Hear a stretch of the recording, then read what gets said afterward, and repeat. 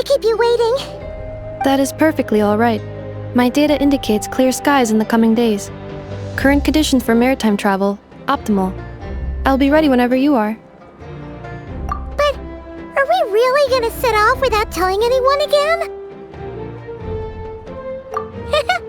Funny you mention it. You'll never guess who Paimon saw on the way over.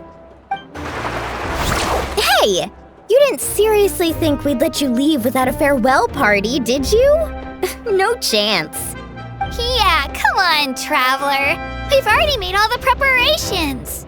And most importantly, how dare you try and slip away without first paying your respects to the almighty Dragon Lord! A little bird told us you'd soon be leaving for Nodcry. So, we asked Paimon to give us a heads up before the date of your departure. You sure it's not time to think about changing that little habit of ours? Don't worry, we won't keep you long. Besides, everyone's there already. Chaska, Ian-san, Auroron, even the Pyro Archon herself. You're invited too, Anefa. Shilonen has a special gift for you. Accompaniment request accepted. Shilonen demonstrates excellent massage technique. My impression of her is exceedingly positive. Wait, so robots like massages too? Or is it just that Shilonen really knows how you're wired? Alright, enough with the chit-chat. Let's head to the venue. Woohoo! Party time!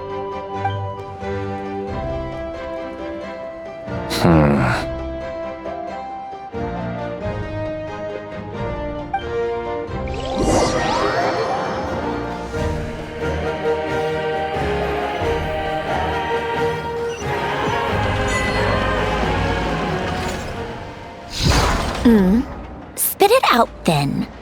They've set off. Just as my calculations projected. About time I met this variable in person.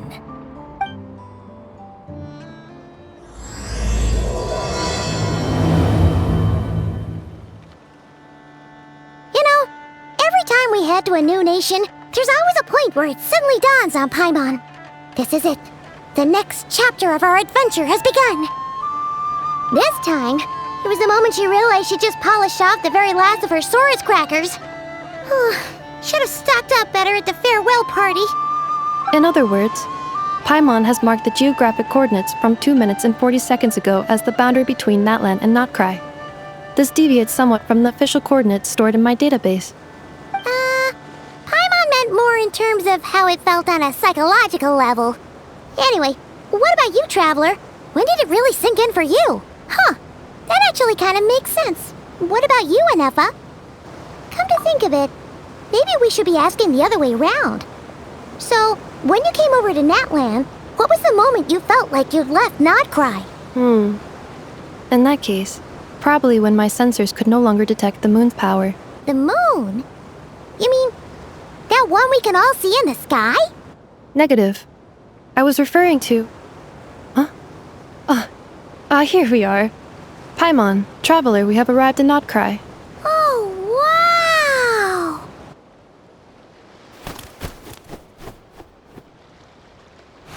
wow! Paimon, Traveler, welcome to Notcry.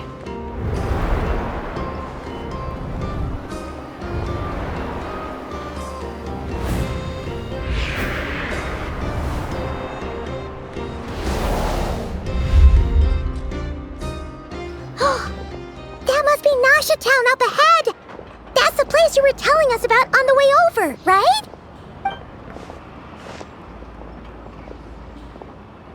That is correct, Paimon. It is also the most bustling commercial hub in all of Notcry.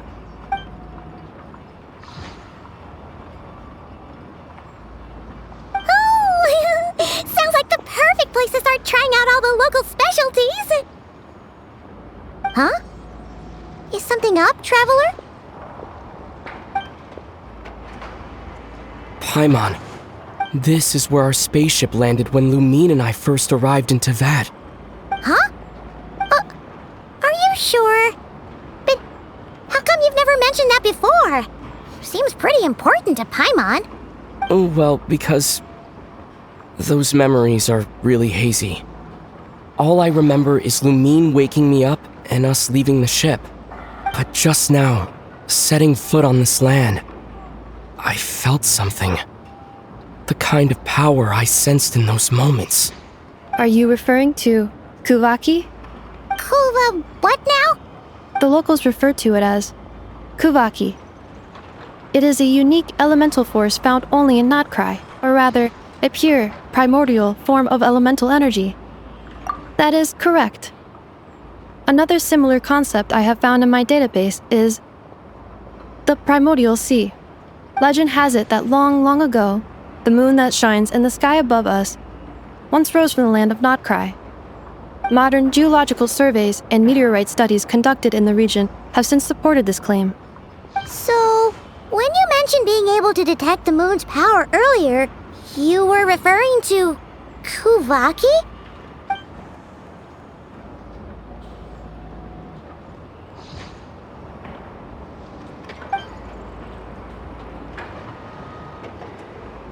Wait, Traveler, you're saying we might actually find your spaceship here?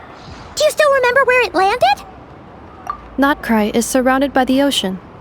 In other words, it could have been anywhere along its coastline. Negative. Description still lacks sufficient detail to pinpoint target location. Hey, it's okay if you can't remember everything right away. After all, it's been a really long time. Let's just do what we've always done and keep searching as we explore. Besides, what have you got to fear with your sidekick Paimon still here? I'd be more than happy to help you out as well. Our pleasure. Anyway, just knowing that your spaceship's here in Notcry surely counts as a big step forward, huh? Like we've crossed another boundary? Paimon couldn't have put it better herself. You sure are a quick learner, Inefa.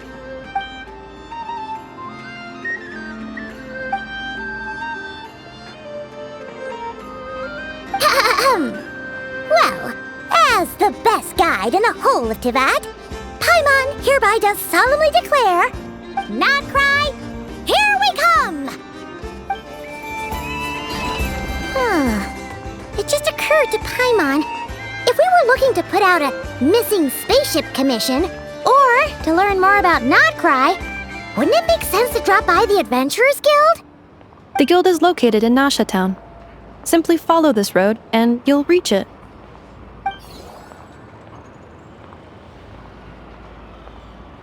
Huh? What in Tivat is that? Looks kinda like a Sealy, floating around in the air like that.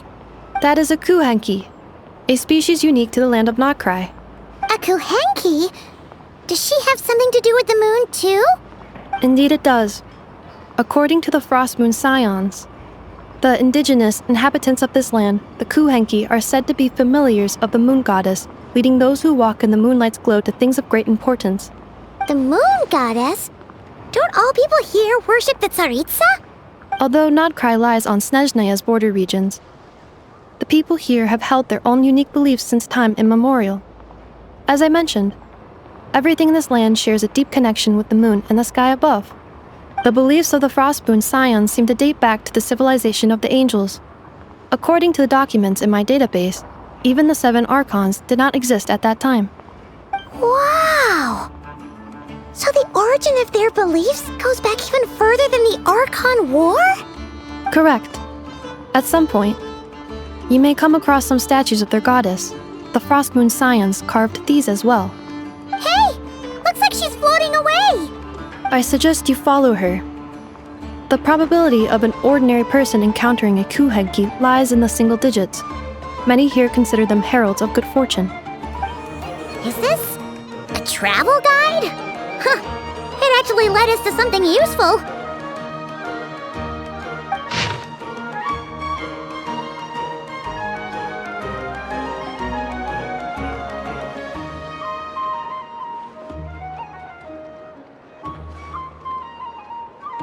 Are there any particular points of interest? It all looks pretty interesting to Paimon. If we have time, she'd love to see pretty much everything. Recalibrating route. If we keep following the current path, we will arrive at an area of scenic beauty. From there, we will be able to identify both the Adventurers Guild and several must-visit specialty stores. Yikes! Why is Paimon suddenly getting the feeling that if she doesn't step it up soon, Ineffa's gonna put her out of a job?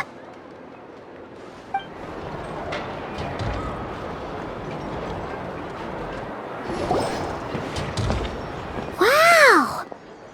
Nasha Town actually looks pretty big from here. Feels a bit different than Paimon imagined, though. Which aspects in particular deviated from your expectations? Well, Paimon keeps hearing people describe Nodcry as an adventurer's paradise. So she kind of thought it'd be a bit more picture perfect somehow. According to legend, there was indeed an era of peace in Nodcry's past, the age of the Fae. Tales of those ancient heroes are still told today. One of the most well-known is that of the Lantern Fae. This individual performed many good deeds for Nodcry. The present-day Lightkeeper's nightly lantern patrols are, in part, a tribute to their memory. But then, one day, What happened? there came a devastating abyssal calamity that swept across Nodcry, and for a time it was left desolate. Heartbroken by what had become of the land they had so cherished, that Fae extinguished their light, just as the abyss had extinguished all hope. Nowadays, the paradise people speak of is more of an aspiration, or an irony, perhaps. An irony? Today, no official authority governs Nodcry. In theory, at least, it is somewhere a person can do whatever they wish, and become whoever they want to be. The Adventurers Guild is just over there, in Nasha Town's Central Plaza, and the flagship tavern is over that way. Hey, what's that building over there? You know, the biggest, tallest one. That is Aino's Boom and Blast Kuvaki energy cannon. It gets activated when the wild hunt threat level outside Nasha Town reaches a certain threshold. But according to the scan I just ran, the energy cannon appears to be malfunctioning, likely due to a recent discharge. The Wild Hunt? Isn't that the abyssal calamity you mentioned that's specific to Nodcry? It is a phenomenon that has been occurring for several centuries now. Yet the time and location of wild hunt attacks are seemingly random. At first, it was more of an old wives' tale that adults used to scare children. If you don't start behaving, kid, some night, the wild hunt's gonna come for you. Listen, do you hear that? That weeping in the fog? Those are the cries of a young woman being dragged away. You're saying people actually hear things like that? I have not witnessed enough wild hunt attacks to give a statistically sound answer, but the oldest legends say that all people saw was the ghostly shadow of a woman in the mist. It wasn't until later that it became a full-blown calamity. Abyssal monsters and all. When you put it like that, Paimon's really gotta hand it to Aino. Not only did she repair you, but she's even built a giant cannon to keep the wild hunt at bay. Absolutely. Aino is very impressive indeed. Anyway, according to my schedule, it is time I took you over to the flagship. Oh, sure. After all, we shouldn't keep Barca waiting. Well, Paimon's not sure if he'll actually show up at the bar this early. You're right about that. Here we are, the flagship. Varka told us to meet him here in his letter, right? Let's see. Varka? Varka!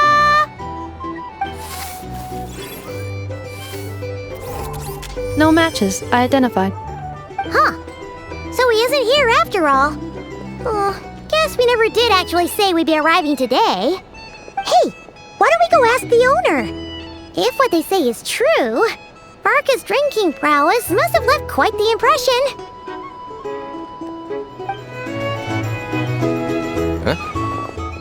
Well, well. If it isn't the ineffable Ineffa. Hello there, Demyon. You know each other? Of course. Ineffa's a regular here at the flagship. So, robots are into booze too? Not at all. The energy conversion efficiency of alcoholic drinks is very low, and most of them are full of impurities. Still, I can affirm that your berries and fried meat deserve a solid 9.12 out of 10. It has Aino's approval too. Funny that you should mention that. While you were away in Natlan, Varka would come in here every day to pick up a serving of berries and fried meat for Aino. Aww. He must have been worried sick that she wasn't eating properly on account of being so hung up about Inefa being gone. Actually it's 'cause Varka found out that Aino went wild after Inefa left, gorging herself on snacks she normally couldn't get her hands on. So it was more worry that she wasn't getting a balanced diet. I think I might have just put my foot in it. Anyway, since you're back from Natlan, these two must be the ones Varka mentioned. The Traveler and Paimon, yes? Yep, that's us. So, from the sounds of it, you must be a close friend of Varka's too. Varka? Goes without saying. After all, he's the only one around here who's ever managed to stay standing after 10 rounds of the roulette special. Paimon can't believe he's made such a name for himself. Though, guess it's hardly surprising how. Right now? Must be somewhere near Anvantinyarvi. That's quite far from here. Huh? Where's that? It's a lake in the northern part of Nodcry. Word reached him of trouble brewing around those parts, so he took his knights to check it out. Oh. So, we missed him? Varka knew you'd say that. So he specifically told me to make sure you stayed here and enjoyed yourselves. He sends his assurances that everything's under control. Well, if he's that confident, guess our only option is to accept. Anyway, it's not like there's any special cause for concern. He is the Grand Master, after all. Exactly. Plus, not only has he booked you into our finest room, he's paid for it in advance, too. Whoa! That's so generous of him! We might not have met yet, but Paimon's got a feeling that we'll get along with Varka like a house on fire. Oh, and by the way, he also asked me to serve up a portion of berries and fried meat for Inefa. That was prepaid as well. Thank you. No, thank you. I'm the one who should be grateful for your business. Traveler, Paimon, why don't you go ahead and drop off your luggage? I can use this time to go pick up some components that Aino asked me to bring back. Sure thing. Besides, now that we've got ourselves a map, once we're done unpacking, we might as well go for a stroll ourselves. Why don't we meet up again later? Oh. So you no longer require navigational assistance? No worries, we should be fine. We've got a rough idea of our way around town, so Paimon's reasonably confident we shouldn't get too lost. Thank you. This translates into an approximate time saving of 30%, meaning I will be able to see Aino about 45 minutes earlier than previously projected. Oh, right. You must miss her a lot, too. In that case, we better get a move on.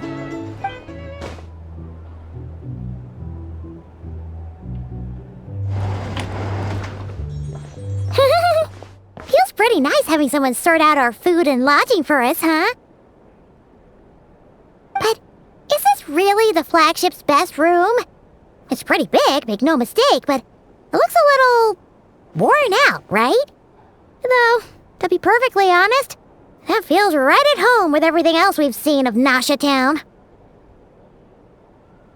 You mean it's got something to do with Nodcry's history?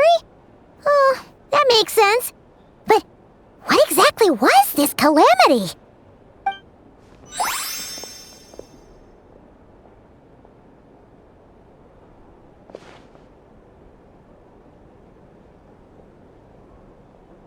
Oh, should we try the berries and fried meat too? Paimon's getting hungrier and hungrier every time someone mentions it. Oh, sorry about that. Paimon wasn't watching where she was going. Please, there's no need to apologize.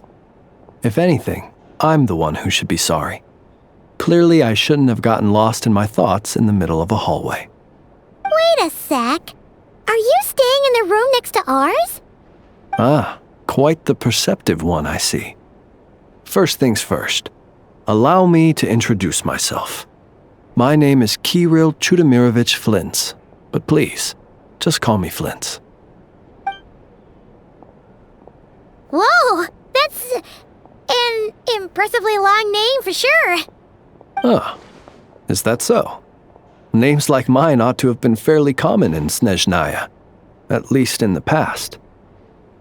Would I be correct then to assume that the two of you are travelers in this land? Yep, you sure would be. Paimon is Paimon, and this is the Traveler. We've been to a bunch of nations already, but we only just arrived in Notcry today. What a rare honor it is to meet such worldly travelers. Are you here for travel too? If only I had the time to spare. No, I'm just staying the night.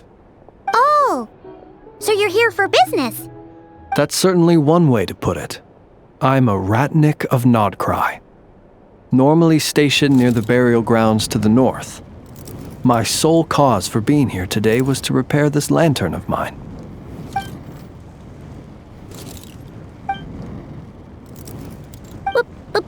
Burial grounds? Your surprise is entirely understandable. Most people cannot even begin to fathom the idea of a life surrounded by tombstones and decay. But if you've heard of the calamitous abomination that is the Wild Hunt, you'll know that in their wake they bring a host of souls tainted by abyssal filth. That then is why we are stationed by the burial grounds, to hold the line where it is most vulnerable. Oh, so it's all about fighting against the abyss. Oh, sounds like a tough job. I thank you for your concern. But in truth, I've long since grown used to it. In fact, I like to think it rather suits me. If anything, I'd say I prefer the peace and quiet of a graveyard to the hustle and bustle of urban life. Paimon sort of gets it now. But even so, she's still pretty sure she could never get used to living in a graveyard herself. For one thing, she'd be too scared to fall asleep at night. Oh, I assure you, there's no need to worry on that account. The kind of ghosts you find in cemeteries aren't too big on talking. But even when they do, they're usually far more discreet than the living. Well, would you look at that? Who'd have thought we'd end up chatting this long? Must have a lot in common, huh? Forgive me, but I must excuse myself, for the time of my appointment draws near. And in terms I'm sure you'll understand, a lanternless Ratnik is like a mapless traveler. A serious conundrum indeed. Oh, sure. In that case, you go right ahead. We won't keep you any longer. Not at all. Should the opportunity present itself, I'd gladly continue our conversation another time. You're always welcome to come visit my grave. The grave I stand watch over. Your visit would bring much needed light to that place of final rest. Right. Well, if we get the chance. Then allow me to wish you a traditional Ratnik's farewell. See you by the graveside. Ugh. Jeez. What a weirdo. Not to badmouth him at all. In fact, he seemed pretty cultured, but at the same time, kinda spooky? Must be all that time he spent around graveyards. His lantern? No, not really. You mean, 'cause it was broken? Huh. Guess you've always had a nose for stuff like this. If you're worried, you can always ask him the next time we cross paths. Hey, don't you start spouting all that weird stuff too.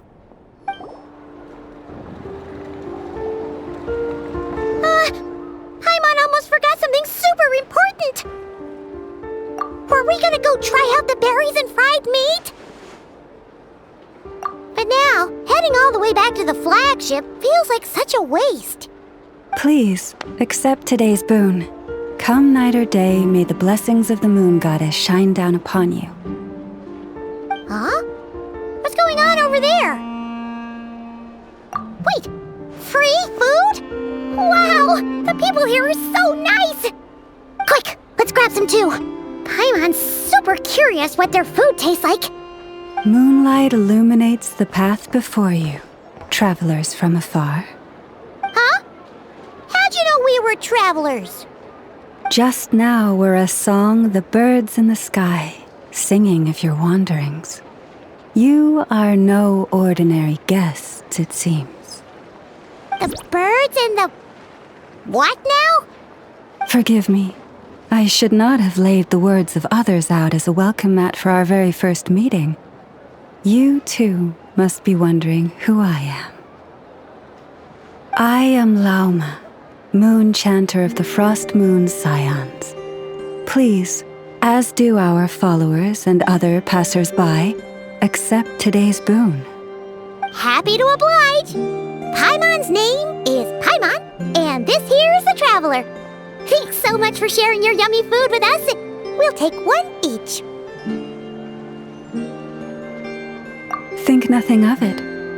These fruits were the finest we found, delicacies gathered in the wake of the morning dew. It is my hope that partaking of them may lift your spirits to heights anew. The finest you found? Wow! That sure is kind of you, but wouldn't you want to keep those for yourselves?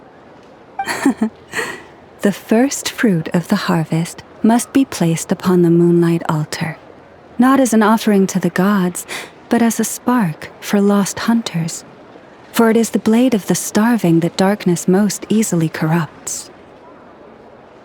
As perhaps you have already heard, we Frost Moon Scions revere and worship the moon goddess. We believe that together, virtue and compassion are the shining light that will lead us all out of the long, dark night. And now, with tides of haughty Fatui swarming into Nodcry, driven by greed and greed alone, more than ever before, we must all unite under the banner of virtue. Ha! Look who it is again. Those unsufferably kind-hearted Frost Moon Scions.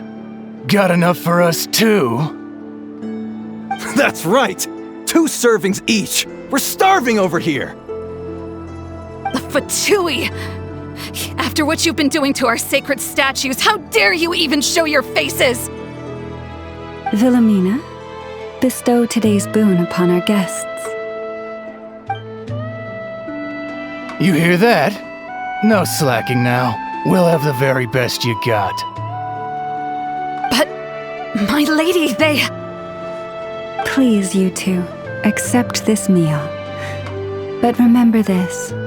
Kindness is the first lantern left to guide those who stumble in ignorance. Come again? Let me finish. But should they still refuse to follow the moonlit path, then by our frosted blades shall we show them its shadow. You!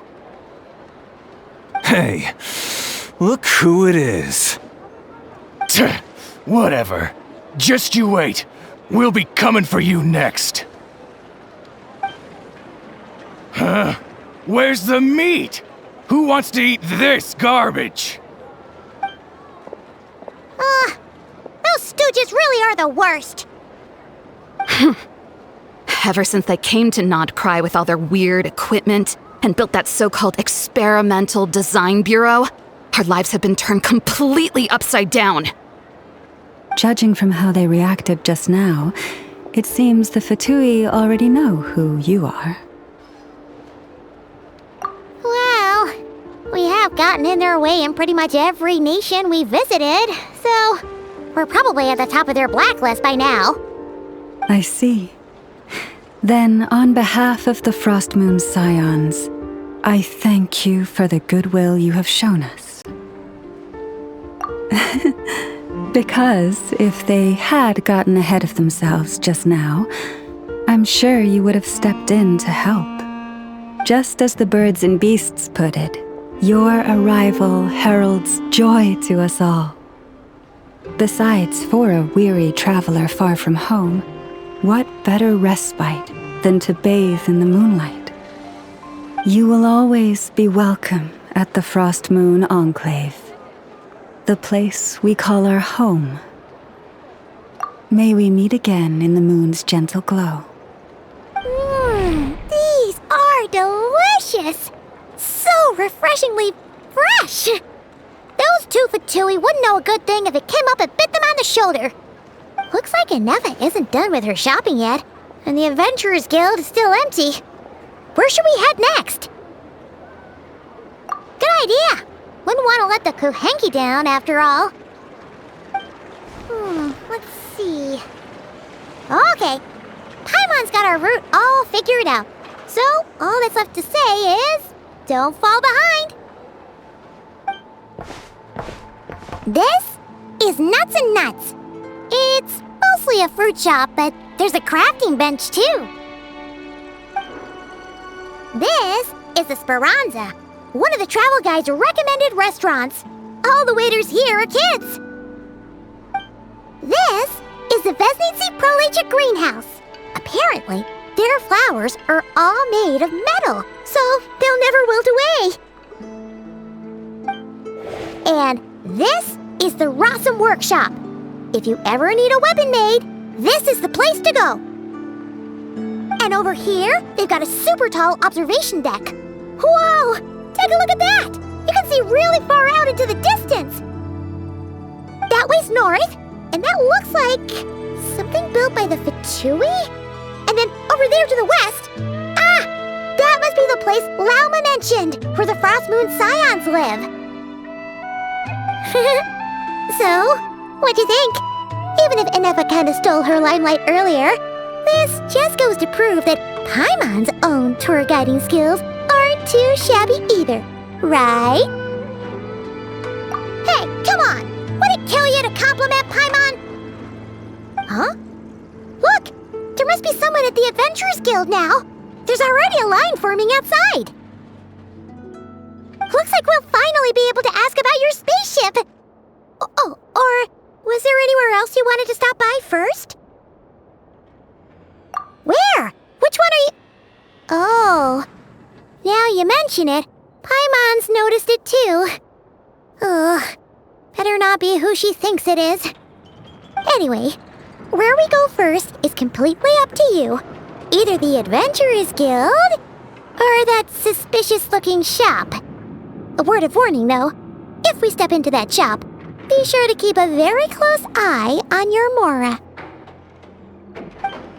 Lucky us! The line seems to be gone now. Come on, let's go say hi to Catherine.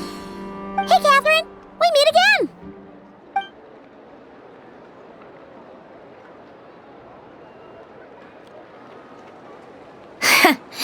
How ridiculous. Huh? They often say that mortals, shackled by their own flesh and blood, may fail to perceive the truth of this world, even when it is right beneath their very noses. Yet I had not expected to have the pleasure to witness such heights of absurdity firsthand. But Paimon must have gotten the wrong person. At second glance, you do seem a bit younger than Catherine, and you certainly sound a lot less friendly. A creator might forgive ignorance, but being mistaken for one of my own creations is beyond all pardon. Look very closely, for standing before you is none other than Marionette, 7th of the Fatui Harbingers. A Harbinger?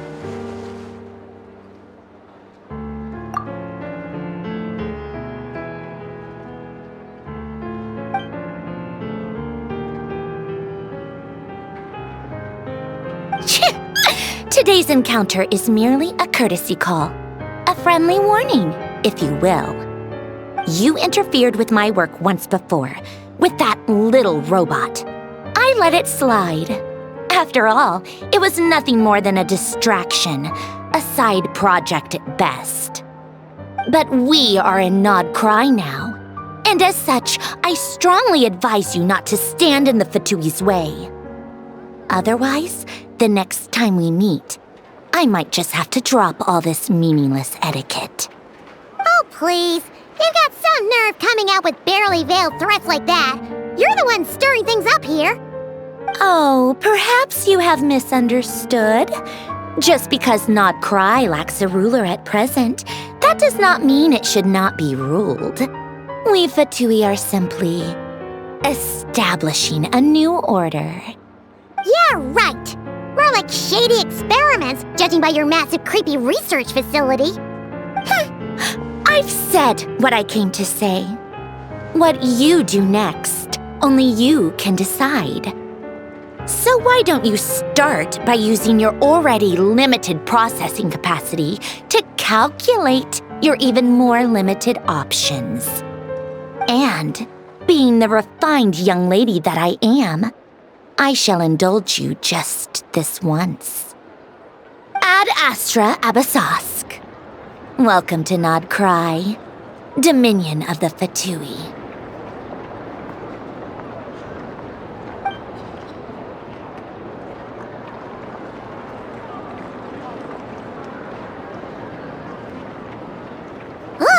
Paimon's so mad right now! How can anyone so obviously evil be so annoyingly self-righteous? But if a Fatui Harbinger is here to greet us in person, that can only mean one thing. We'll have to be extra careful from here on out. Paimon hates feeling like she's being watched. Hey! The real Catherine's back! Ad Astra Abyssosque. Welcome to the Adventurers Guild. How may I help? I will do everything I can to assist you. Oh, you're so much nicer to talk to, Catherine. Please don't leave us again, okay?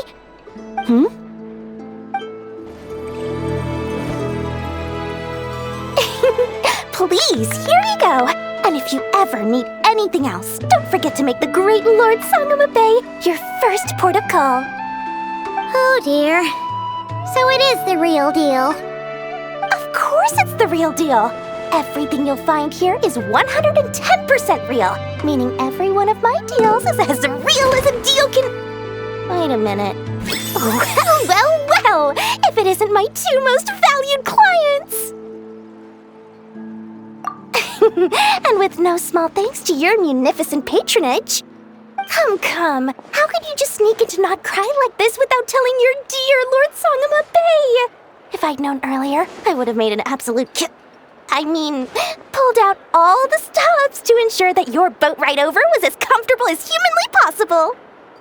Thank the Archons we didn't tell you. Oh, come now. You know as well as anyone how impeccably and conscientiously above board I am when it comes to doing business. Well, regardless of whether that's true or not, the main issue here is that we had no idea you had a branch in Nod-Cry. A clever merchant always has a backup plan, or two, or three up their sleeves. As the saying goes, a rabbit with many burrows fears not the hunter's arrows. A merchant with stores galore hears no debtors at the door.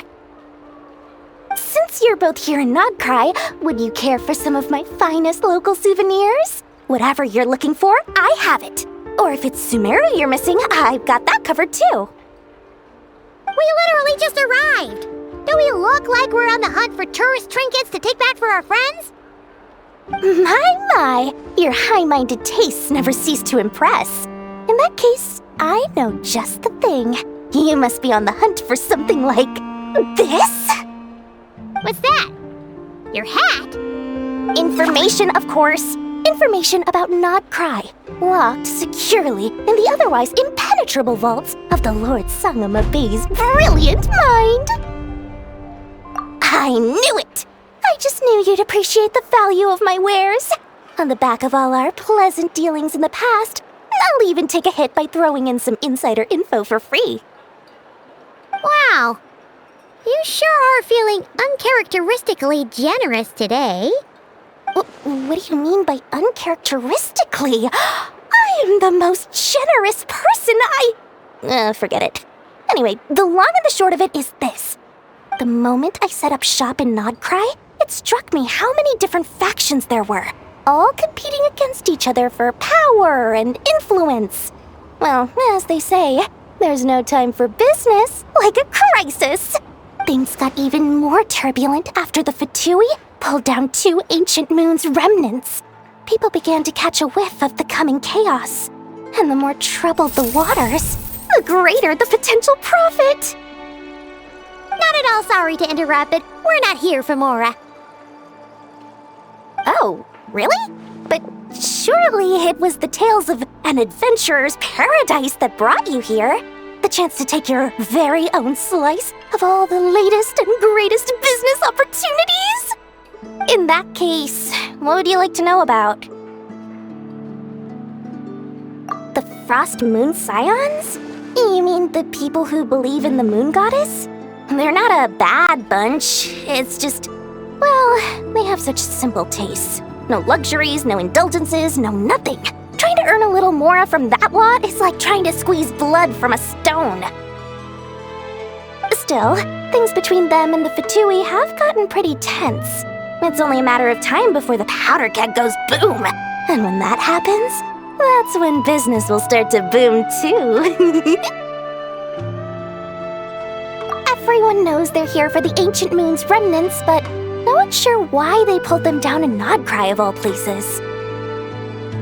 Anyway, they've been acting mysterious enough, but if you ask me, that Kuvaki Experimental Design Bureau of theirs up north hides secrets wilder still. That bunch of booze-loving monstaters? Ugh, don't even get me started. As fellow Outlanders, I thought they'd be easy pickings, but somehow, every single one of our business negotiations wound up at the flagship. I've done plenty of deals with heavy drinkers before, but those guys? I never once made it to the contract signing before blacking out. I'm getting flashbacks of the hangovers just thinking about it.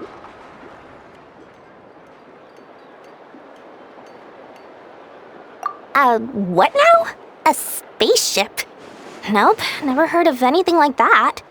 Don't you two get involved in any big business here without so much as a heads up, you hear me? At the very least, consider letting me in as a key investor. Oh, I almost forgot to mention. Sooner or later, you'll no doubt end up doing business with some other merchants in Nodcry. And someone's bound to mention a place called the Curatorium of Secrets. Listen to my advice. Do not, under any circumstances, go there, no matter how much trouble you're in. The Curatorium of Secrets? What do they get up to there? Just a place that handles all kinds of disputes. But the owner will charge you an absolute fortune, and she has a temper to match. Nothing like your friendly neighborhood, Lord Sangama Bay. You're not just saying that to stop your competition from undercutting you, right? When did that little pipsqueak get so sharp? And after I gave them all that info for free just to win them over. What do you mean? Of course not. I'm only thinking about your wallets. I mean, on behalf of your wallets. You're really not convincing anyone, you know. All right. Business is a cutthroat business. I won't argue with that. But I'm not lying about that boss lady. Not only did she make it into my top 3 people not to mess with in Nodcry, she's also in my top 3 people most eager to trade in favors. Seriously? It feels like you're just bad-mouthing your rival now. Fine. If you don't believe me, go see for yourselves. We might both be from Sumeru, but compared to hers, my conscience is so large, why, it could fill 3 whole palaces of Alcazar's array. But when you realize what I'm saying is true, don't say that good old Lord Sangama Bay didn't warn you. Inepa! Hello. I was just about to start tracking your whereabouts. Did you manage to get everything Aino asked for? I did. What about you? Do you need me to navigate or introduce any more places around town? Not for now. We've seen most of it already. We probably need some time to process everything we've learned, though. Any progress with the spaceship? No. Catherine came back just now, so we asked her, but even she hasn't heard a thing. One possible explanation is the vast stretch of time that has elapsed. Additionally, given the limited resources available in Nodcry, it is entirely plausible that the wreck was scrapped for parts, or even mistaken for a pile of broken machinery. Aww. Understood. In that case, why don't we go ask Aino together? After all, she was the one who salvaged me. Ancient dragon technology and all. If there really are any unusual parts floating around Nodcry, there's a high chance they've passed through her hands at some point or another. Good point. And since you keep mentioning her, we're curious to meet this whiz-kid mechanic too. Understood. Then I'll handle navigation as before. ETA at the Clink Clank Krumkake craft shop. 34 minutes ahead of schedule. Oh no! There's a little animal trapped over there! Let's go help it out! Huh? That's weird. Why isn't it responding? The tides of Kuvaki affect everything in Nodcry. So much so that many creatures have evolved a kind of dependency upon it, growing stronger or weaker as it waxes and wanes. This little animal must have been caught here unprepared. So you're saying we need to use Kuvaki? Paimon will leave it to you guys then. Don't be scared! We'll get you out of there soon!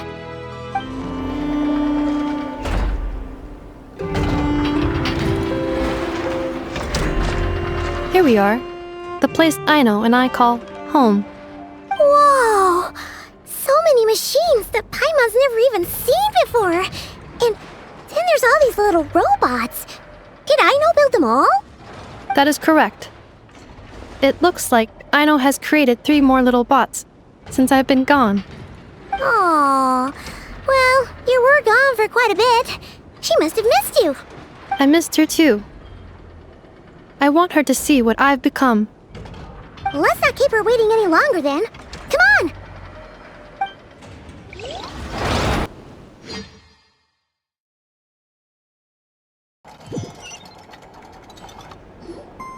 Aino, I'm back.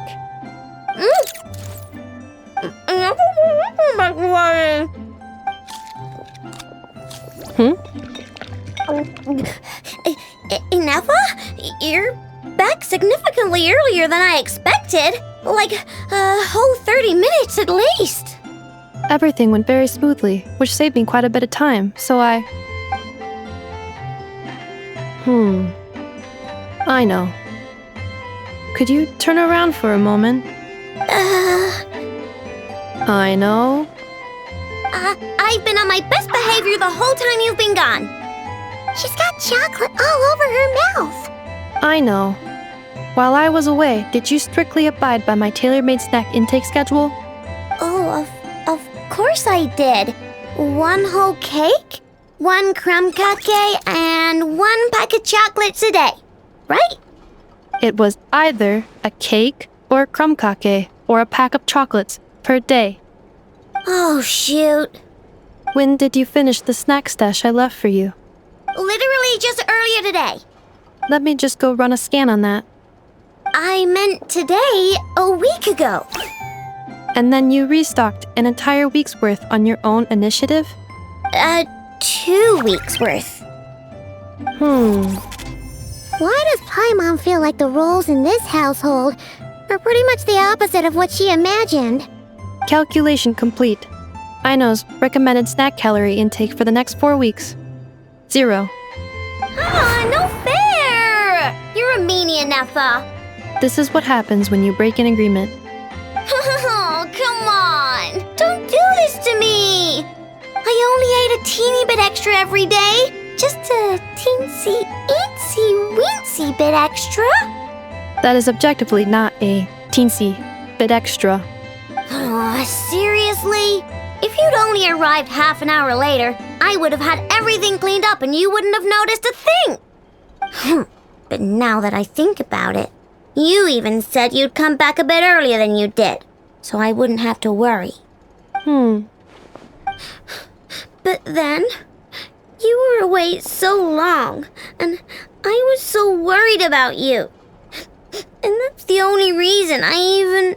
Oh. I know. I am very sorry to have kept you waiting. I'm back now. Welcome home. Oh! So, will I be able to keep eating snacks as usual now? Negative. Aww. Okay. Well, given that I am later than I initially projected, I'll let it slide. But just this once. Thanks, Inefa! You're the best! I know. Allow me to introduce. It's the honorary knight and Paimon! I know. Uncle Varka talks about you guys all the time. Nice to meet you, Aino. Inefa's told us all about you, too. Huh? Really? She actually said that about me? Well, she's not wrong. Oh yeah, so, you're here to see Uncle Varka, right? A couple of days ago, he suddenly said he had to head out on business, and that he might not be back for a while. He asked me to let you know if I saw you. Yeah, we heard about that at the flagship. Did he say what he was doing? Nope. Just told me to take good care of you guys and make sure you feel right at home. Oh, shoot. Please, take a seat.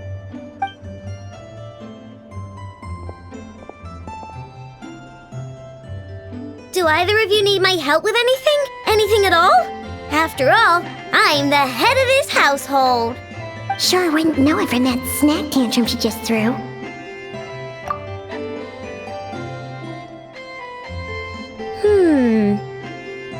A spaceship, huh?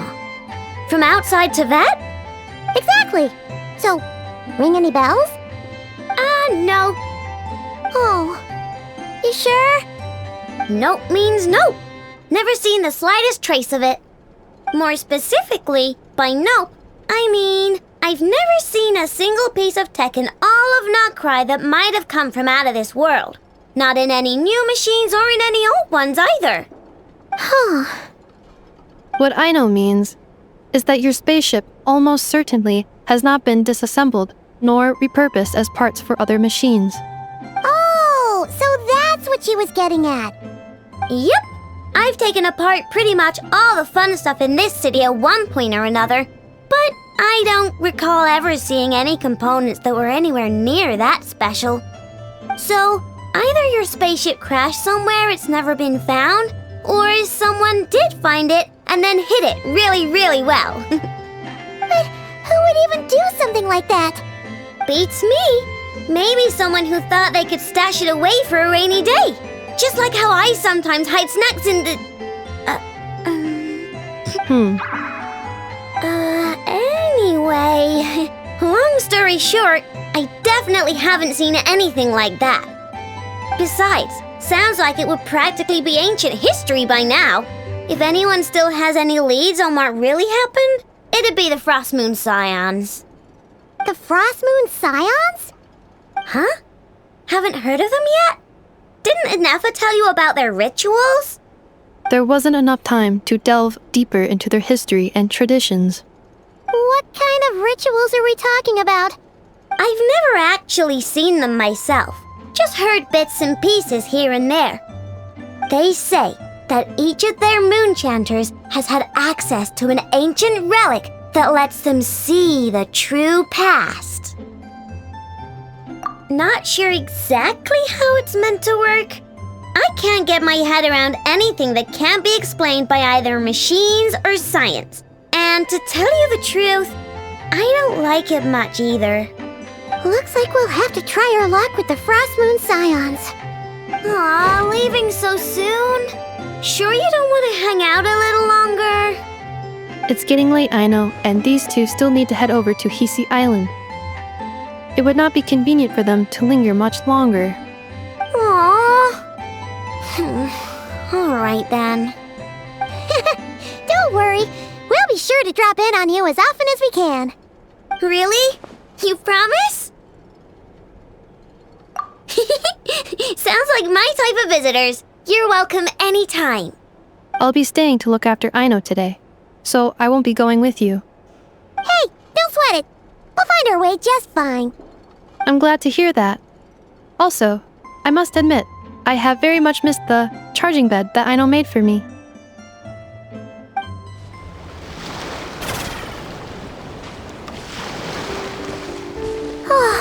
Seeing Inefa and Aino reunited like that sure was heartwarming. We should definitely hang out with them more in the future.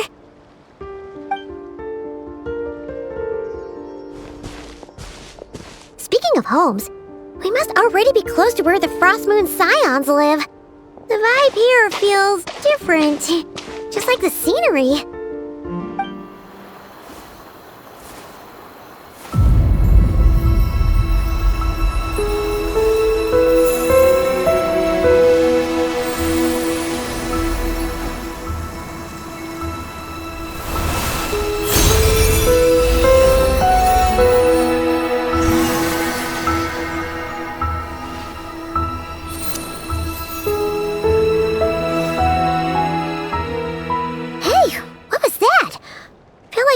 Sort of breeze blew by, and then the petals suddenly turned into... Huh? Is that a Kuhenki? She looks different from the ones we saw before. Hey there! What's your name? Doesn't seem able to speak. No idea what she wants. Unless you want to stop, maybe we should just keep moving?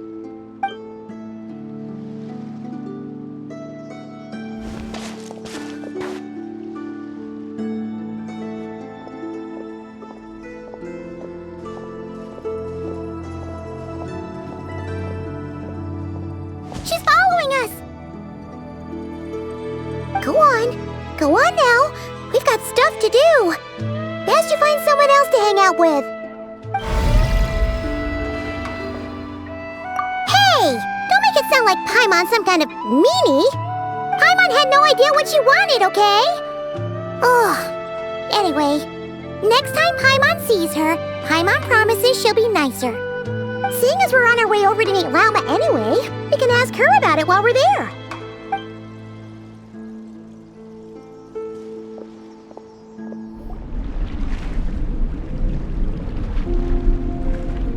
Huh? Hey, look! Isn't that Lauma? The moon chanter? Let me take a look at your wound. You must be more careful. Doesn't matter how much of a rush you're in, your safety always comes first. Oh, you're back too. How was your day?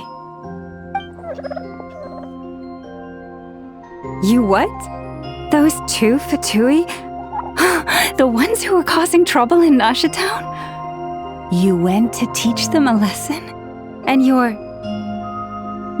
put that in their food? You naughty little thing! How could you do that?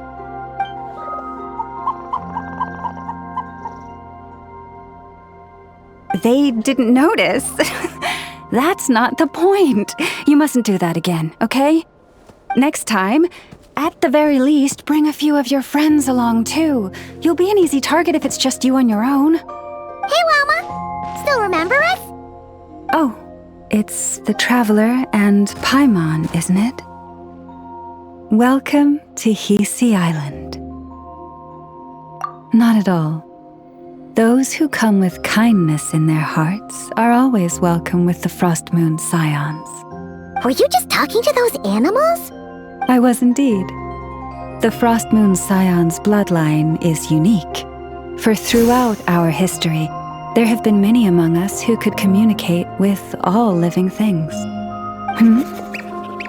What was that? Oh, is that so? She says she was trapped in a plant earlier, and that you were the ones who rescued her.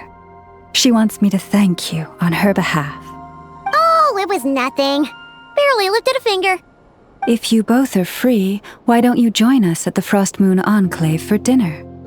Consider it a small token of thanks for your... We'd love to! And actually, we had something we wanted to ask you anyway.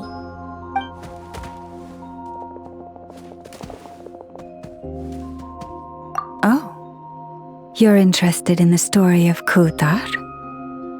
Kutar? Yes. Kutar is our moon goddess, the moon maiden who guides us. But up close, this one somehow seems a bit different from the one in Nasha Town. It's like it's more... natural? Or like, more harmonized in its design? That is because ever since the Fatui arrived in Nodcry, they have been modifying and defacing our statues as they please. These statues were made by the Frost Moon Scions who settled here hundreds of years ago, crafted from the very finest Lunasol stone. Not only is this stone exceedingly rare, but it also brims with Kuvaki. I suppose the latter must be what caught the Fatui's eye. For a time, we put up fierce resistance. But now, this is the only one left that still retains her original form. We heard they even pulled some ancient moon's remnants down from the sky. That's right. The two largest remnants landed in Nodcry. One here on Hisi Island, and the other on Paha Isle. The Fatui built their research facility on top of the remnant over on Paha Isle, but they've had their sights set on the one here, too.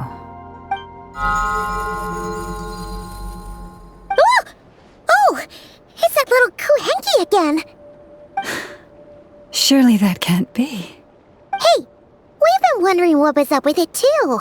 It just appeared out of some petals and hasn't stopped following us since. No, that is no ordinary Kuhenki. These we name Luonnotar, beings born from the moon goddess's blessing. Can you understand what it's saying? We honestly haven't got the slightest idea why it's been following us. I'm afraid not. I cannot fathom its thinking any better than you can. Sometimes a long time must elapse before the moon goddess's blessings turn into Luonnotar. Perhaps you two were simply there to witness that transformation. Oh, maybe. Legend has it that the Luonnotar bring good fortune. Given that it seems to have taken a liking to you both, why don't you let it come along with you? Really? Then you can start by helping us find some more treasure chests along the way. Capiche? Twilight approaches. If you would hear more of the moon's story, then let us make our way to the Frost Moon Enclave. Beneath the gentle moonlight, I shall share this tale in full. Lauma, you have returned. Wilhelmina, this is the Traveler and Paimon. Kindly arrange for 2 additional dinner settings for our honored guests. Of course, my lady. Wow! Everyone along the way here pretty much saluted you. Are you, like, super important around here?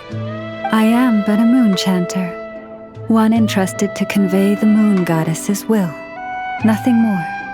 She's just being modest. The Moon Chanter holds the highest rank among us Frost Moon Scions. Lauma is our leader. Wilhelmina? I know. I'll send word to the kitchen. 2 meals coming up. Whoa! Paimon had no idea you were such a big shot. It is merely that the unique traits of our bloodline have manifested themselves especially strongly in my person. That is no accomplishment of my own. Please, follow me this way.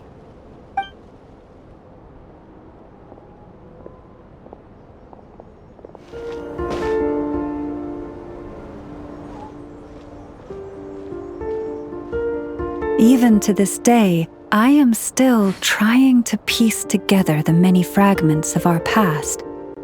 It is a story not only of the Frost Moon Scions, but also of the moons themselves. A story of the moons? Yes. We Frost Moon Scions are the last descendants of the ancient golden realm of Hyperborea.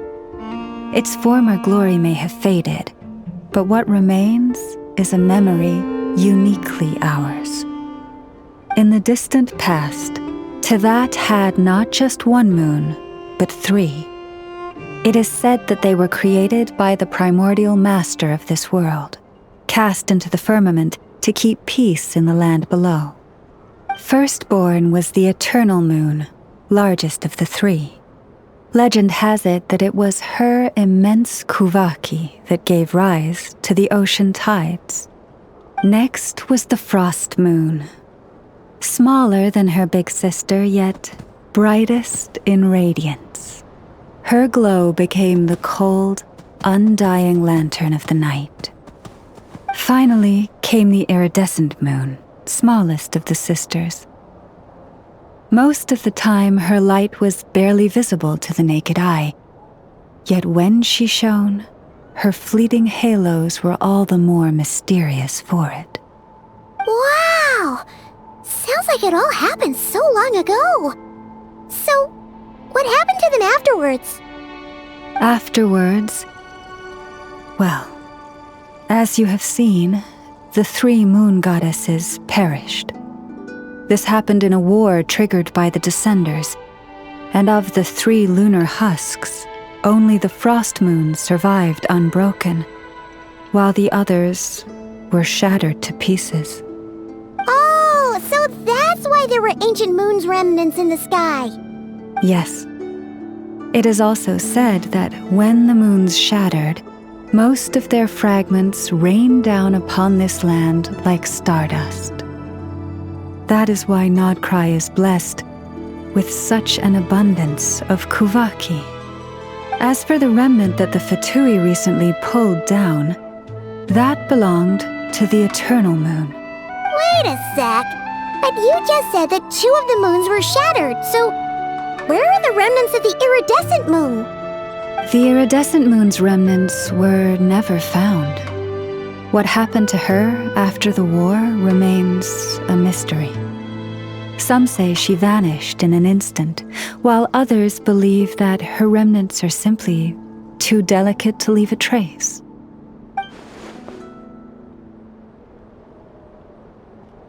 Yet, though the era of the three moons has long since faded into legend, successive generations of Frost Moon Scions have always passed down a prophecy that one day the moon goddess would return.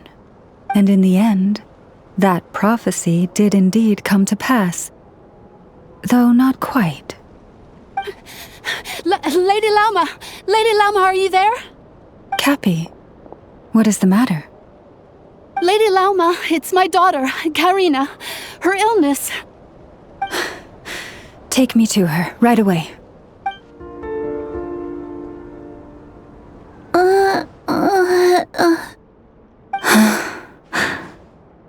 Her sensitivity to kuvaki is flaring up again.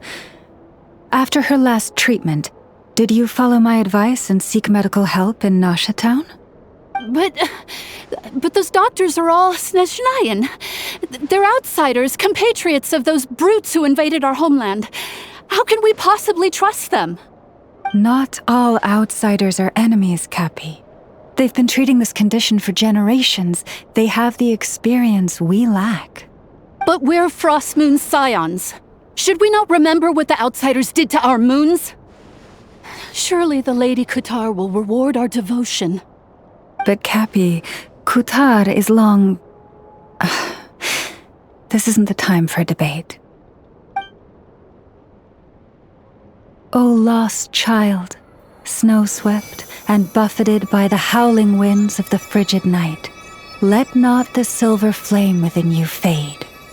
By the frost moon's grace, I shall warm you, curled up as a fledgling in frozen soil.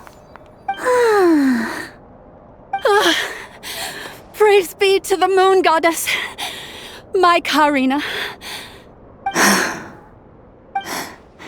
Remember, she must take powdered laka berries daily. It will ease her symptoms. Lama? Philomena, what is it? Dinner is ready. I see. Cappy, let her rest here for the night. I'll have someone bring her a blanket. All right. Thank you so much, Lady Lauma.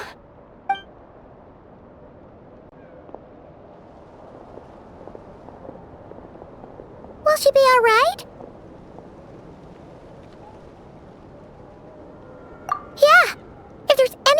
we can do, please don't hesitate to ask. Thank you for your kindness. For now, though, Karina should be fine. She'll be feeling a lot better tomorrow.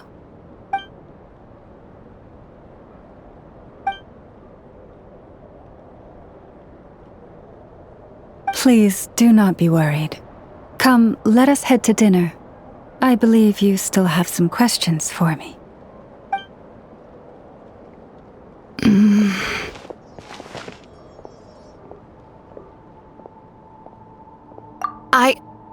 Oh, sorry. Yes, I'll be coming too. I was just thinking about something. Oh? Lauma makes such an unshakable moonchanter. Calm, capable, someone we can count on. Deep down, though, I know she's been quietly carrying the burden for the rest of us. Traveler, Paimon, believe me when I say that as a fellow Frostmoon Scion, I do worry about Lauma. It's just that sometimes it's hard to say it to her face.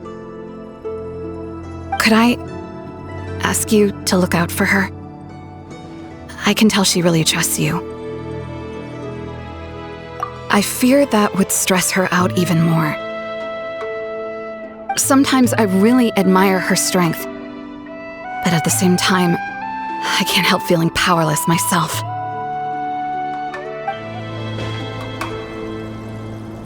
Phew. Paimon's so full. That was even better than the stuff you gave us before. I'm glad to hear it. Thank you for accepting such simple hospitality. Hey, we should be the ones thanking you. Seriously, that was seriously scrumptious. How did you even manage to finish it? This slop's barely edible. Then again, I guess that's what you'd expect from savages. It's you!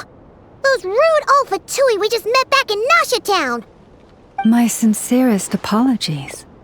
If you found the food we gave you earlier difficult to swallow, may I suggest taking a deep breath and joining us?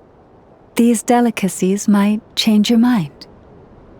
After all, I suspect that your previous meal may have been tainted with something most unpalatable. Huh? What do you mean? Tainted with what exactly? With the bitter snobbery of those who call themselves civilized. Why, you? Looking for a fight? Sure, I'd be more than... Hold it! We're not here to brawl. Yet. We're here on official business. Orders from above. We're here to deliver the Frostmoon Scions a warning. Or rather, a final ultimatum. You have 3 days to hand over the relic and reveal the whereabouts of your so-called Kutar. If you fail to do so, the Fatui will immediately begin the cleansing of Hisi Island. Which, by the way, is the sovereign territory of the Tsaritsa of Snezhnaya. What insolence! Your demands are outrageous! For generations, this land has belonged to the... Dear guests, allow me to save you both time and trouble with a speedy reply. The Frostmoon Scions will never hand over anything to the Fatui. And to those who set foot on our land with ill intent, I say this. With your blood, we shall draw an inviolable line in the snow. That applies to you, too. Stubborn savages, the lot of you! Sure. You'll pay for this. Mark my words. Hey, if you're so tough, get back here and put him up! Huh. Guess all they're good for is running away. I'm so sorry. You've had to put up with far too much unpleasantness today. Come on, it's not your fault. We don't like bullies like them either. But still, They mentioned a relic and Kutar. What exactly could they be after? Oh yeah, so this might not be the best time to bring this up, but we kinda have a favor to ask of you, Llama.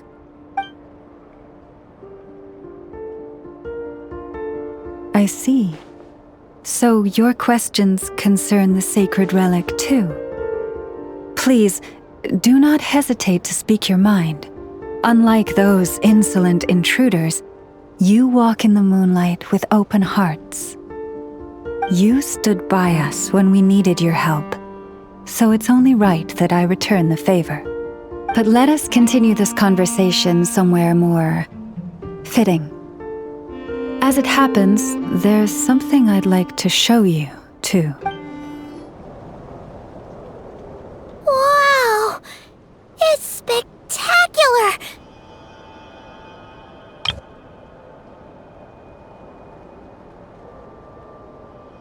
Kutar was born here on Hisi Island around 500 years ago. As it just so happened, a priestess of the Frost Moon Scions witnessed the moment of her birth. Instantly realizing that this was the prophesied rebirth, she quietly recorded the event and carved this statue to honor that miracle.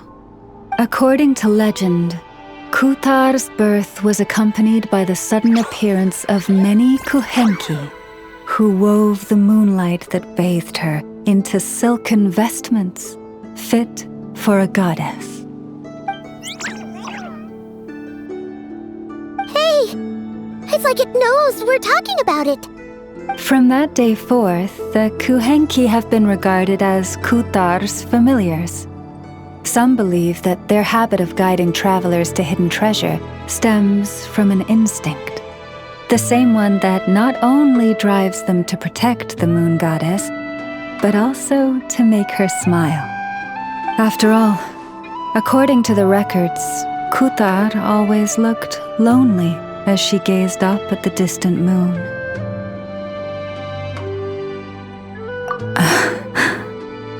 Kutar left Hisi Island before I was even born. According to the previous moon chanter, the goddess was angered by our people's greed, and that is why she left us. Where did she go? No one knows what happened after she left. But just a few months ago, after those 2 ancient moon's remnants fell from the sky, she was spotted on Hisi Island once more.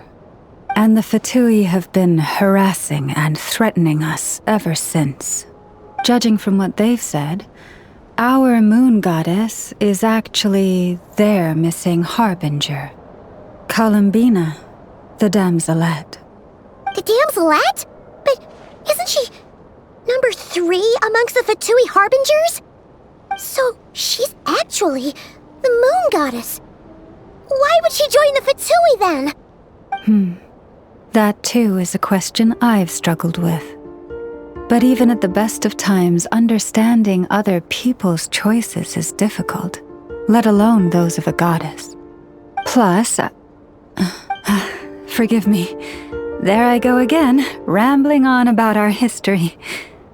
But you came here to ask about the sacred relic, didn't you? Honestly, Paimon's not sure which part she's more curious about now.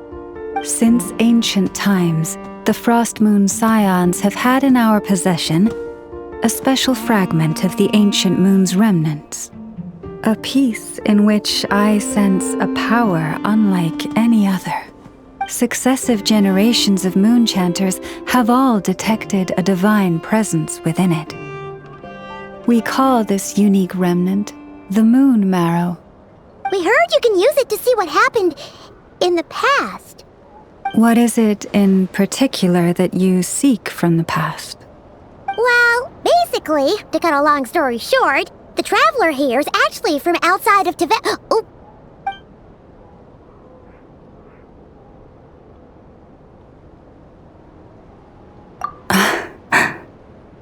Thank you.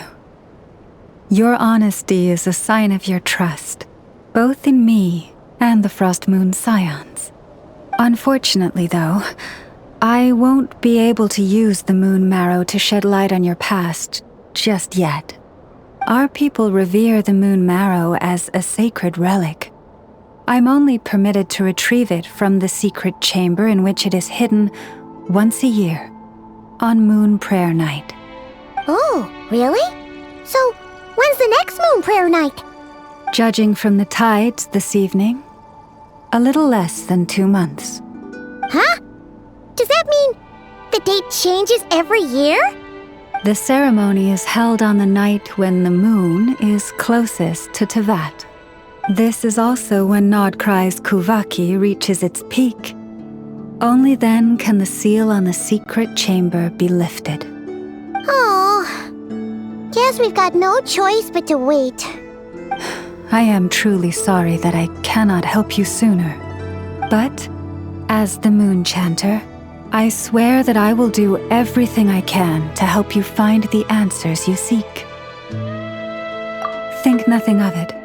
After all you've done for us, you deserve nothing less. Who'd have thought today was only our first day in Nodcry? Feels like so much has happened already. If I may be so bold, what does family mean to you?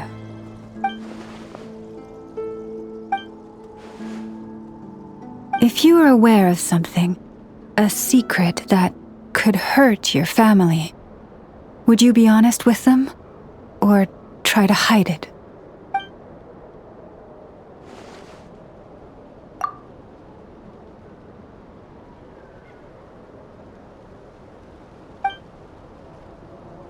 Oh, I'm so sorry.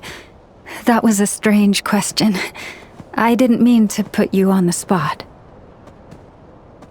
I guess I've just never met anyone with a story quite like yours before. I just suddenly had the urge to ask. It's getting late, and you two must be rather tired too. Would you like to stay the night here on Hisi Island? I can have someone prepare some lodgings. Oh, that's all right. We've already got a room back at the flagship as it happens. Speaking of which, if you ever need us, feel free to come knocking. Do you need me to show you the way back? No worries. It's quite a way, and you should get some rest too, Lauma. We'll make sure to be careful. Understood. Then I won't keep you. May your first night in Nodcry pass in stillness and peace.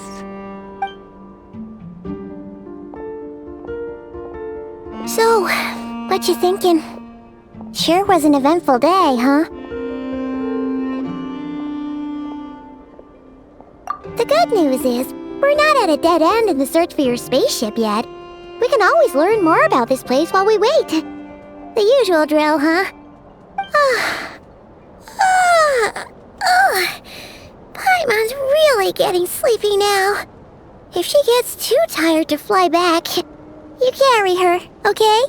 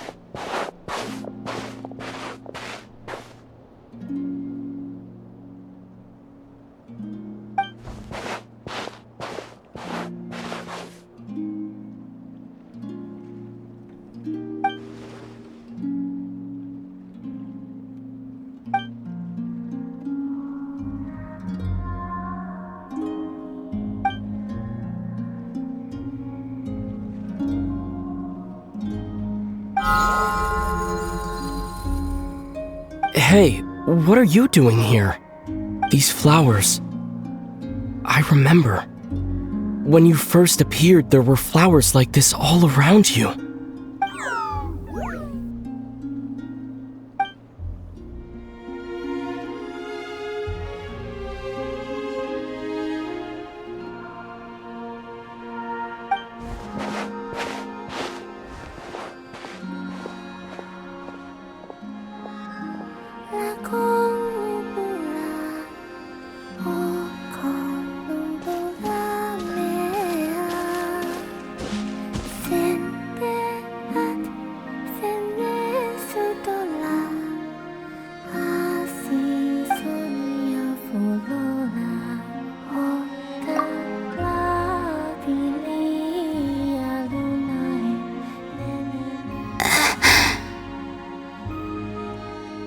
Who goes there?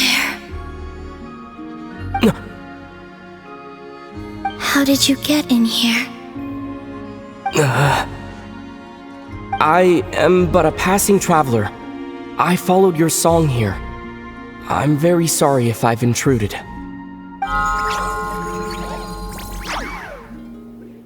The Kuhenki. She brought you here.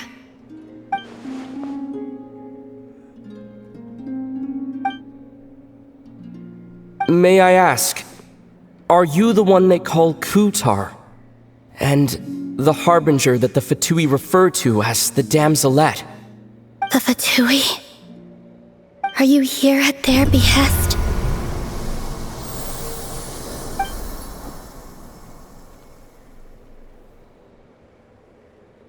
Please don't get me wrong. I have no intention of doing anything for the Fatui. I just wanted to ask you about Nodcry and the moons. The moons? Do not believe in what you can see. What truly matters is what you cannot.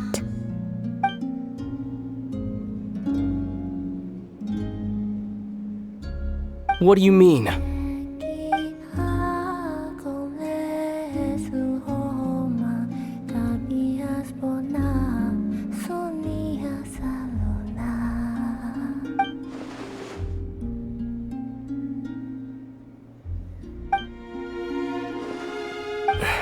Listen, I'm the Traveler. I'm on a journey through the nations of Teyvat. Hello.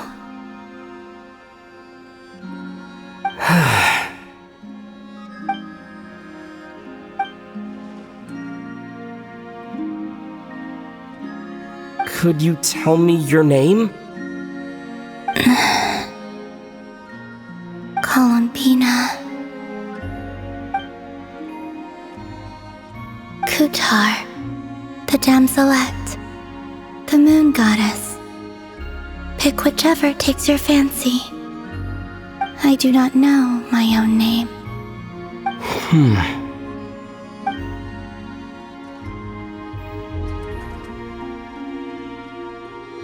Then, Columbina.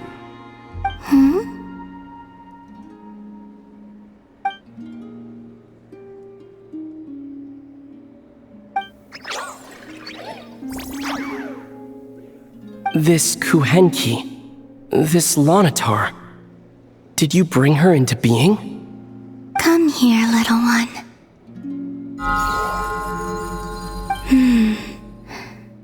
The trace of a blessing, but not one of mine.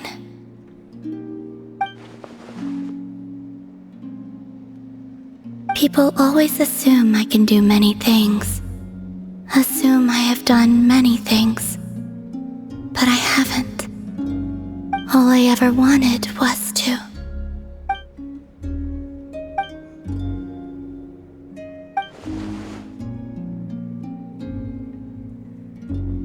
It's about time I got going.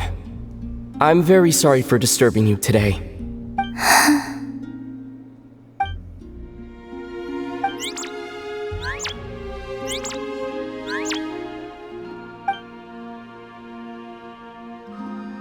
Columbina, that Kuhenki.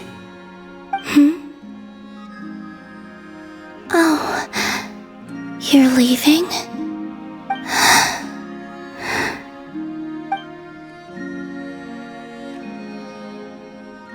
Go then.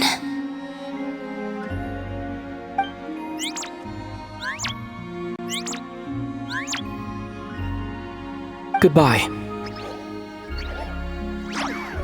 Take care. The moon can be treacherous.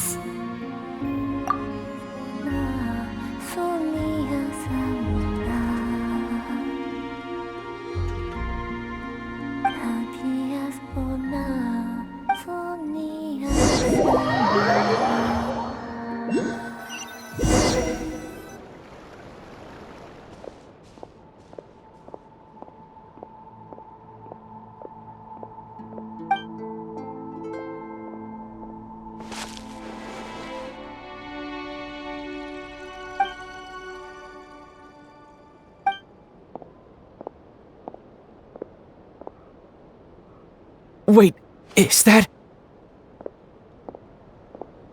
Lumine?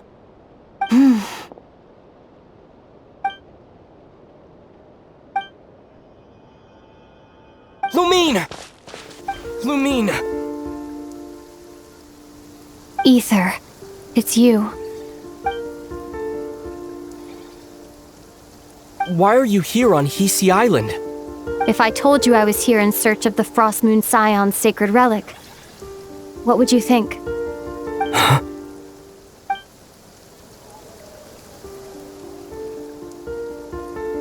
Are you also here to uncover the truth about our past? That's right.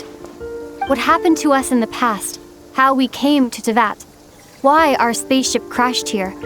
There are things I want to know too. But I'm not about to sit around waiting for another 2 months to find out. Wait! Wait? But I still have unfinished business.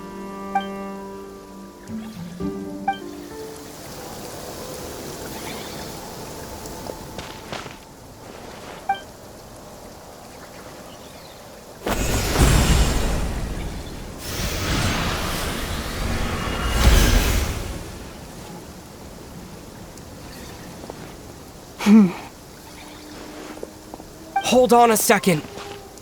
What's wrong? That's the Frost Moon Scion's sacred relic. We can't just... Use it to get to the bottom of all this? We should at least get their permission. You barely even know her, yet already you hold that moon chanter in such high trust? What do you mean? She told you that the seal can only be broken on Moon Prayer Night, when the flow of Kuvaki is at its peak, yes? You heard all that? Watch this. Huh? But... Get it now? She's been stalling for time.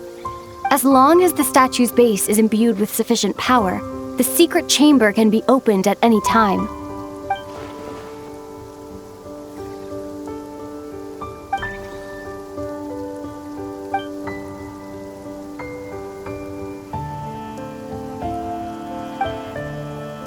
Is it such a sin when I don't put all my cards on the table for you, but not when someone else is doing it? It's not like that. Is it? Lumine, you've got it all wrong. This whole time, I've wanted to ask you, what happened to make you like this? I admit, I've been having trouble accepting it, but after all this time apart, I've finally come to terms with who you are, willful side and all. I trust you. I still do. Through all the worlds we've traveled, you've always been there by my side. If there are things you can't explain yet, I can wait while the journey goes on. I'll wait as long as it takes. Until the day you're ready to talk. Ether.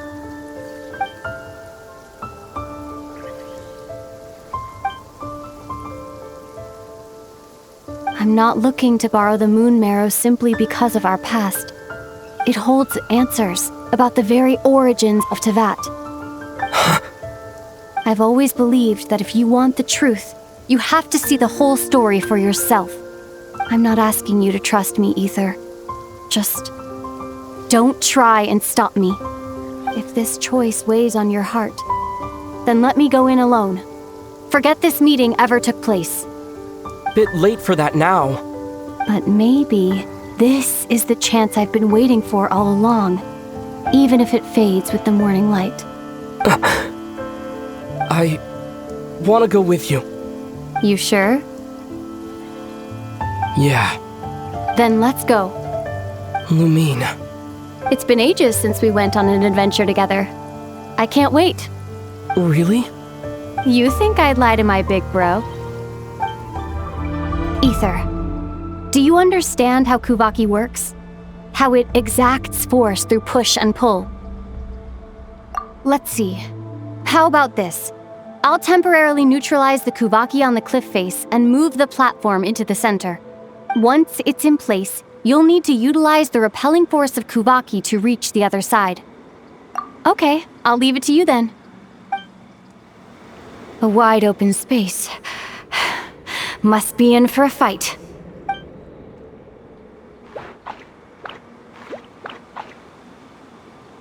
Was that it? What a letdown.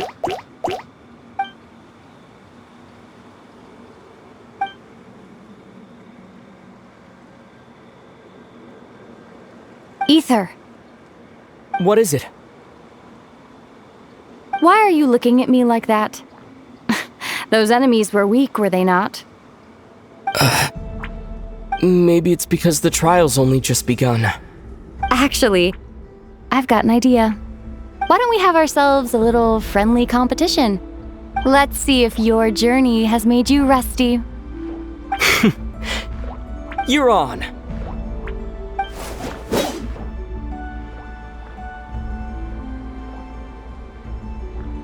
I won't lose to you, Lumine.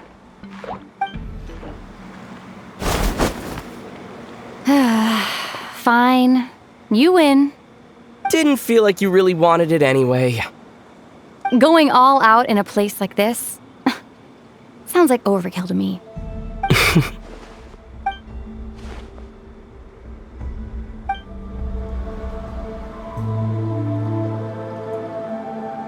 What is this place?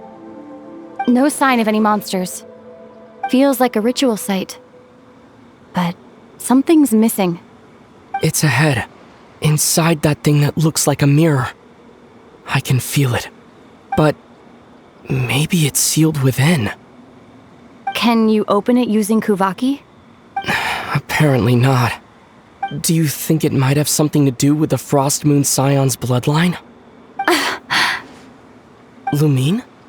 If this is about strength of blood, what could possibly stop us? Let me give it a try.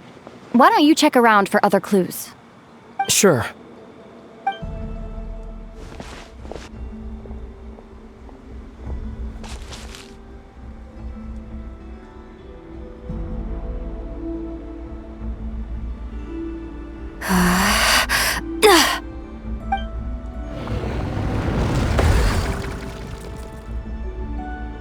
Found it. This should do the trick. Okay.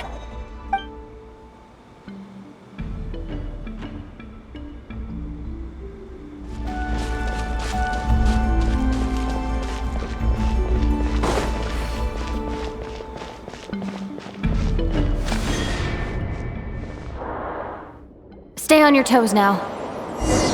Have you considered that I might be the more experienced between us? Is that so?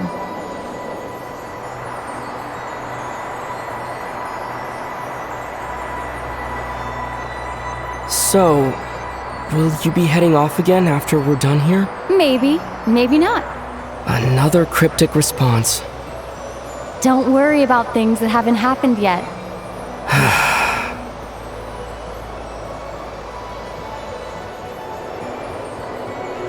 At the end of all this, what do you think we'll find? Whatever it is, we can handle it.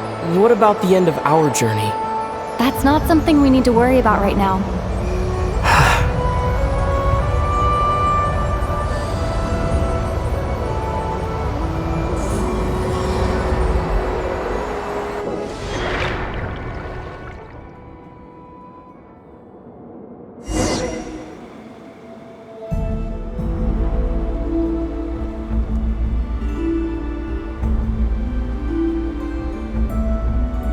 Looks like the final trial is just up ahead. Ready for battle? When have I ever not been? What's wrong? Going on an adventure with you, side by side, it's been so exciting. But at the same time, it just feels surreal, I guess. Maybe because it's been so long. You know, this is only the second time we fought together since the day we both woke up in Tevat. Maybe that's it. Ether, let the light of our blades come together once more, just like they did in the past. Lumine. This is a night of miracles, an adventure that belongs to us. Let's not weigh it down with worries and regrets. This is our adventure.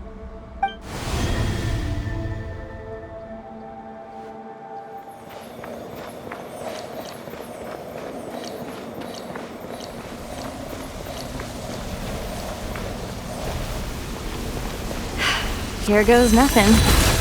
Prepare for battle. Stay focused! Dodge its attack! Don't forget to heal yourself! Now's our chance!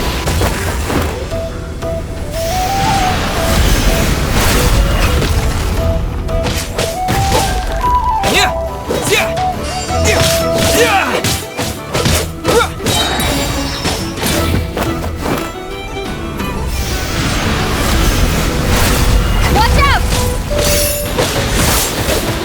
Time for the finishing blow!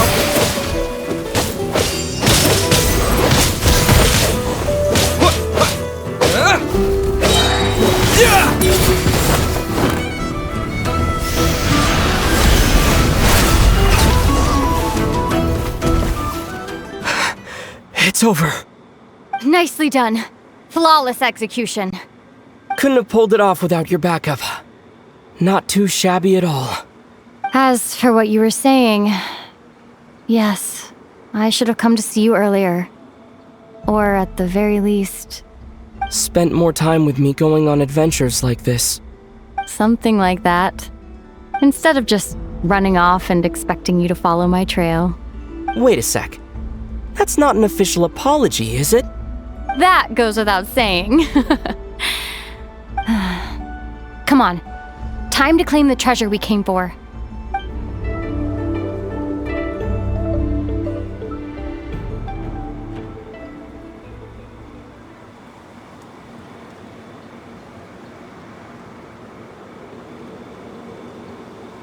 So this is the Moon Marrow.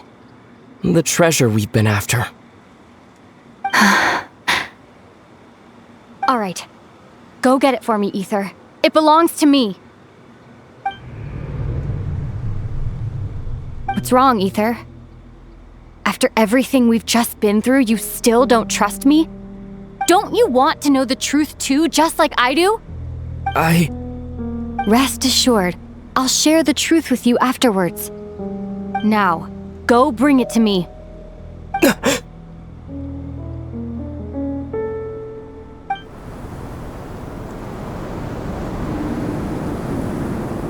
What's going on? Where did this fog come from? Lumine!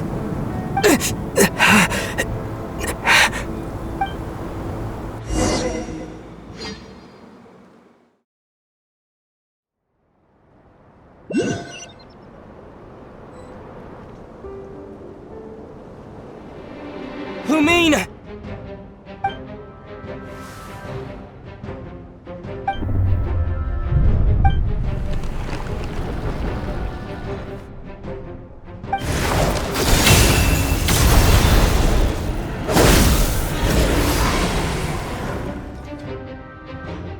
Lumine! Huh? What are you doing here? Yes, we ran into each other at the flagship this afternoon. I'm honored you still remember. Are you looking for something here?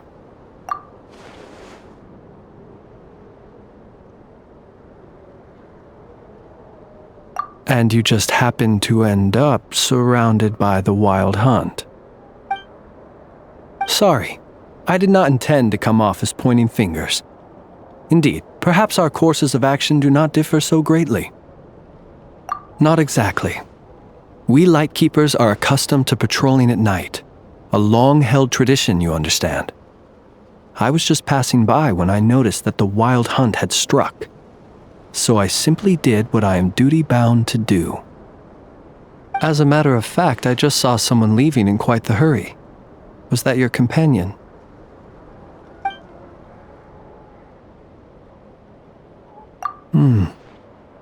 Perhaps I should take my leave now. After all, my patrol isn't over yet. Nodcry is a dangerous place to be at night. I'd advise that you head back soon as well.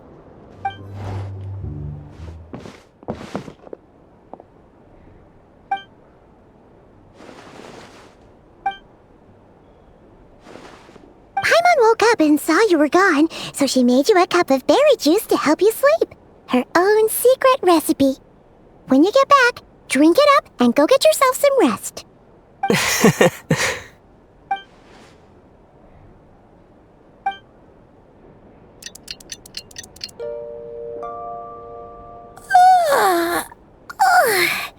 Good morning? If now still counts as morning. When did you get back last night? Did you sleep well? Good to hear. So, where'd you wander off to on your midnight stroll? Anything interesting to see in Nodcry at night? Oh, really? Come on, don't leave Paimon hanging. All right. Guess we'll have to feed your stomach before we feed Paimon's curiosity. Let's go grab something to eat while we talk.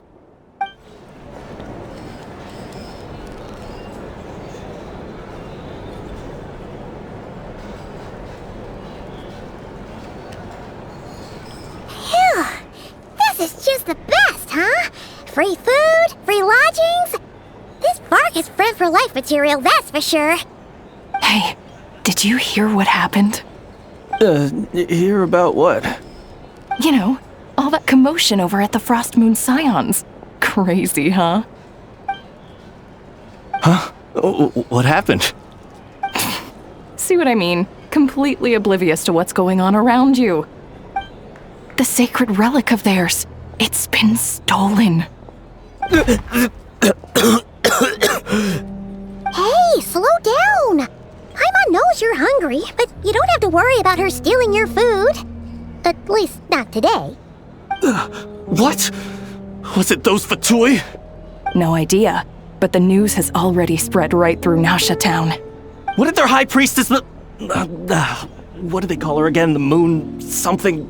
Anyway, what did she say about it? What could she say? She's the one who discovered it was missing.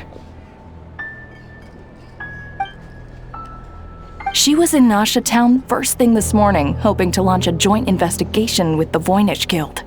Whoa! Did you hear that? Lauma and the others, their sacred relic's been stolen! Who in Tivat would even have the nerve? Paimon bets it was that bunch of good-for-nothing, rule-breaking, troublemaking Fatui!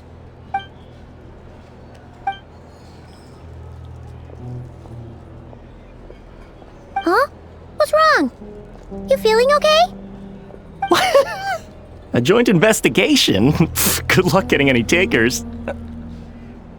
Unless there's some reward or business opportunity to sweeten the deal. Same thoughts here.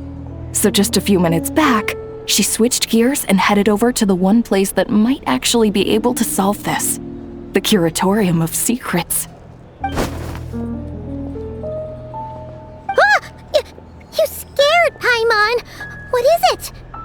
Huh? Okay, just... Hey! Paimon's not a baby, you know! Quit pulling her arm! Sorry to... Huh? There's no one here. But didn't they just say Lauma came this way a few minutes ago? No one except for a cat watching over the front desk. Excuse... Meow? Are we supposed to check in here?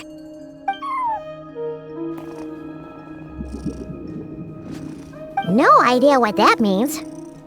Is this Lauma's personal receptionist or something? Pretty sure she'd be the only person who could actually understand it.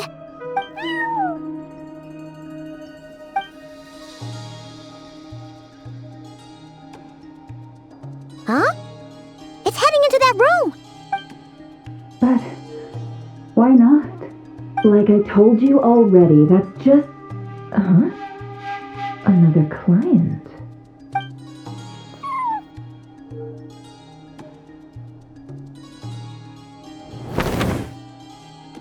Ah! So, you were in this room the whole time? Something I can do for you? Traveler. Paimon. Oh, you're acquainted then? Yes. They visited Hisi Island yesterday. We had dinner together. Allow me to introduce you. Traveler, Paimon. This is Nefer, boss of the Curatorium of Secrets. Pleasure to meet you. They are travelers who arrived in Nodcry just yesterday. Greeted by the birds and beasts of this land, they are kind-hearted souls who walk in the moonlight's glow. Interesting. Thank you, Lauma, but you need not have introduced them. They are great heroes, renowned throughout the nations beyond our borders. Oh, really? Do not forget, I deal in information. Just because most people in Nodcry pay scant attention to foreign affairs, that does not mean the same goes for the Curatorium of Secrets. They're the heroes everyone was talking about before.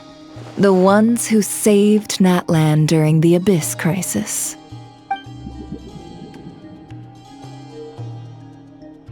I see. We Frostmoon Scions seldom leave our domain, so I had not heard of your heroic deeds. Please, forgive my ignorance. It's no big deal. We were hoping to keep a low profile anyway. If we had to list all of our titles and good deeds, we'd be talking till sundown, and then some. Huh? What's wrong? Still not feeling great? So, what brings you both to the Curatorium today? Oh, so basically, we were just eating when we overheard people talking about how the Frostmoon Scion's relic had been stolen, and then he dragged Paimon over here. I see. I see. So you came over here because you were worried about Lauma. A combination truly befitting of great heroes. Strong at arms and pure of heart. In that case, Lauma, I've got a suggestion. Why not ask these battle-hardened heroes to take the commission for you? Honestly, it's a little beyond the means of such a modest establishment as ours. Your modest establishment? Unable to handle a commission? You just don't want to take it, do you? You're right. I do not. What kind of commission is this? Surely it's not to recover your stolen relic? Yes, that is it. Recovering the relic is both my duty as a moon chanter and a step toward fulfilling the promise I made the traveler, to help uncover the truth of the past. But Nefer has already declined our commission multiple times. And yet, just as it always has, the moon will continue to illuminate the sky above the Curatorium. Come night or day, may the moon goddess keep you. Enough of that.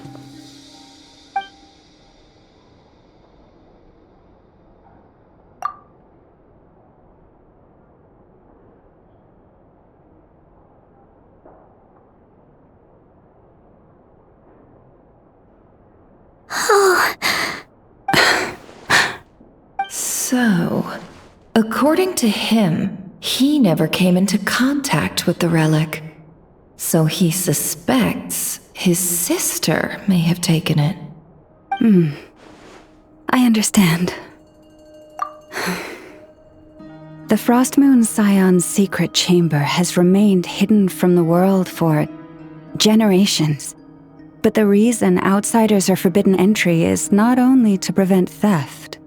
Within the chamber lie ancient trials, challenges designed to test the worthiness of those who enter. To intrude without rightful cause is a most perilous act indeed. So please, don't be too hard on yourself. The fact that you made it through those trials proves your right to stand before the relic. To put it simply, the Moon Marrow itself has deemed you worthy. No. Your honesty tells me everything. You never sought to take the Moon Marrow for yourself. As for what happened at the end, I suspect the chamber's protection mechanism may have been activated. Among those who entered the final chamber, there was either someone with impure intent, or else an abyssal presence. The Abyss? Perhaps that's why, then. Either way, the Moon Marrow was taken. And I believe you. So the problem remains the same. I need to recover our relic. See? Didn't I tell you it would all work out in the end? But before everyone starts celebrating, forgive me for asking just one more thing. Are you absolutely sure your sister took the relic? What do you mean? Weren't they the only ones inside at the time? Who knows? Think about it. After your sister broke the seal with abyssal power, what was to stop someone else from following you in there? In theory, nothing. And as it just so happens, I received a tip-off from one of my sources earlier this morning.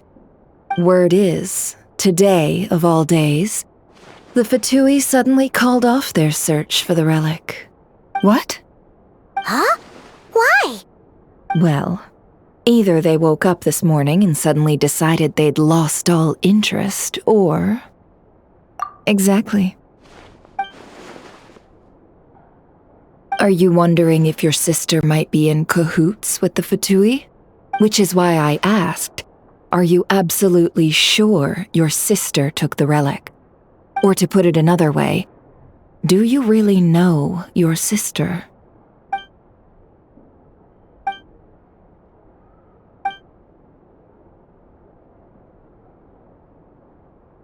In other words, it's highly likely that the Fatui already have the Moon Marrow.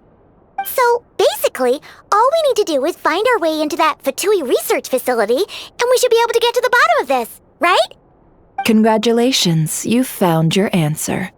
Looks like the curatorium won't need to lift a finger this time. Well, Lauma, there we are. On behalf of our long-standing cooperation and the great hero by your side, I'll waive your consultation fee, but just this once. You're really not planning on helping us? I think I've helped more than enough already. If we're to stand any chance of infiltrating that facility, we'll need the help of a specialist. Just so you don't get the wrong idea, let me make myself crystal clear. The Curatorium of Secrets has always striven to abide by a policy of strict neutrality. We do not take sides with any faction in Nodcry. I cannot help the leader of the Frostmoon Scion sneak into a Fatui facility. That would make me their enemy.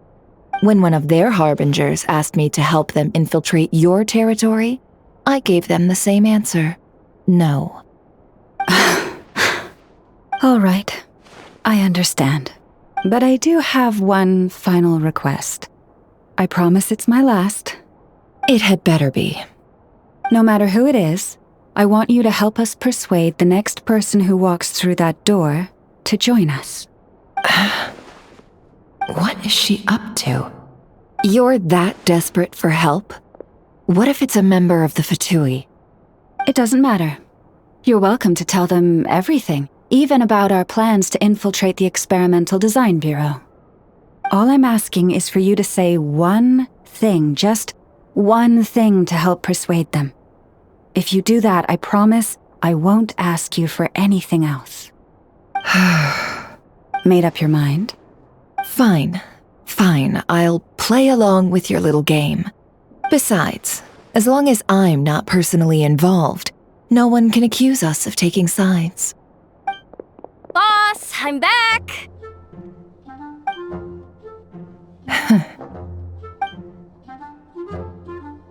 You won't believe the luck I've been having today. Remember you sent me to find that runaway cat, yeah? And you said I'd only be back after dark?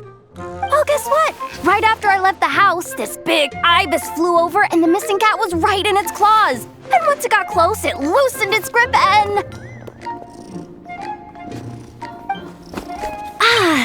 Boss, you're meeting clients. I'm so sorry. I'll get out of your way.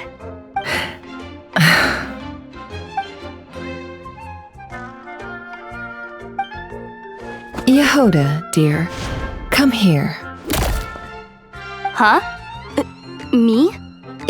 Is something the matter? Oh, hi there. My dear Yehoda, I have a request. Yikes! Why does the boss sound so scary? Did I do something wrong? Would you be so kind as to accompany these 3 delightful clients of ours and help them infiltrate the Fatui's Kuvaki Experimental Design Bureau? What is going on here? Boss usually just says things like, hey, go do this, or you, go take care of that. Why is she being so scarily polite? And wait a sec, the Fatui's research facility? That's basically a death sentence. Made your mind up yet, my dear? What is up with Boss today? Am I supposed to say yes to this? Or maybe it's because the mission's too risky, so she's actually looking out for me? Why is everyone looking at me like that? Is this some kind of test? I can't let the boss down. Can I? Have you made up your mind?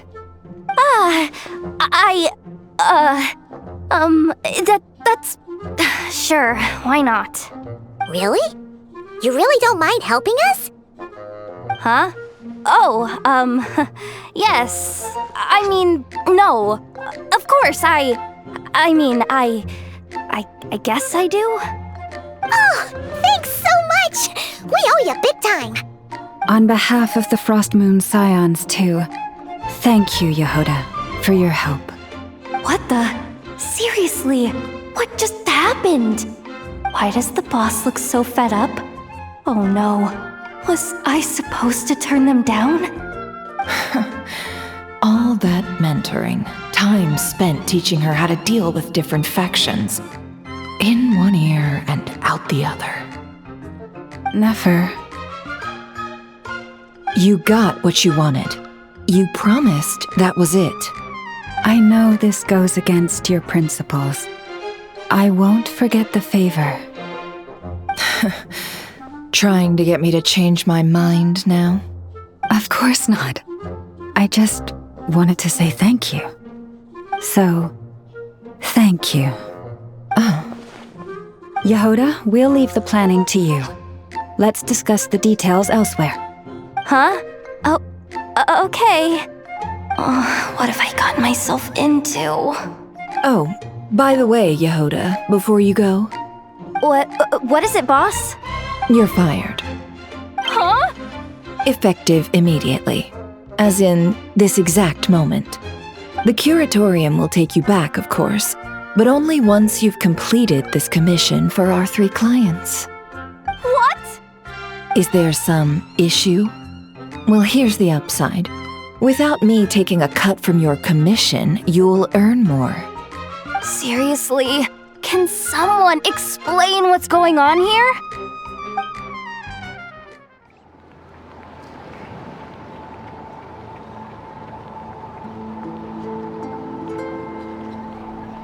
We sure Yehoda's alright? She looked totally crushed just now. She'll be fine. She's just in shock. But one thing's for sure. The Curatorium's professional standards are beyond question. The fact that she only requested 1 day to prepare says it all. As an apology, I'll ask my animal friends to help her out more often in the future. Also, thank you for being honest with me. It means a lot. Was it really, though? As far as I see it, trusting your family is never wrong. In this case, let's call it a misjudgment. But the truth is, we all make mistakes every now and then. What matters is how we deal with the consequences. So, in return for your sincerity, there's something I'd like to share with the two of you as well. Oh? What is it? Perhaps it is something best said under the moon's gentle light. Would the two of you meet me on Hesi Island tonight? Oh, it does sound important. You're right, there's too many people here. Somewhere quieter makes a lot more sense. Thank you both for understanding. Then let us meet beneath the moonlight. Lalma, we're here! Huh? Lalma, are you praying? I am indeed.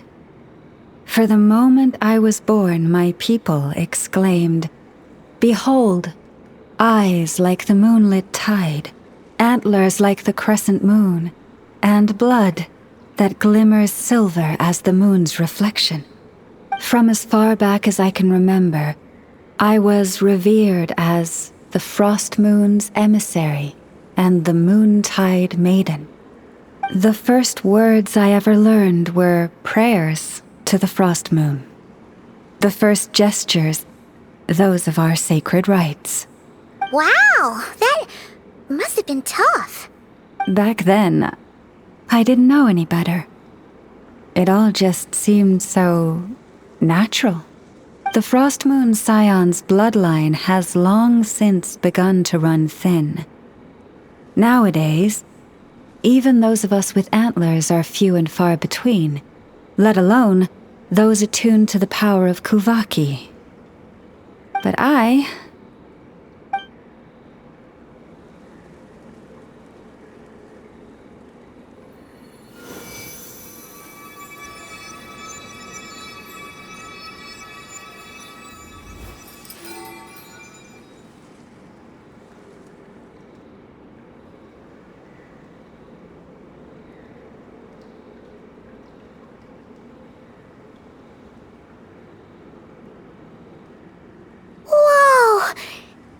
Antlers are so pretty.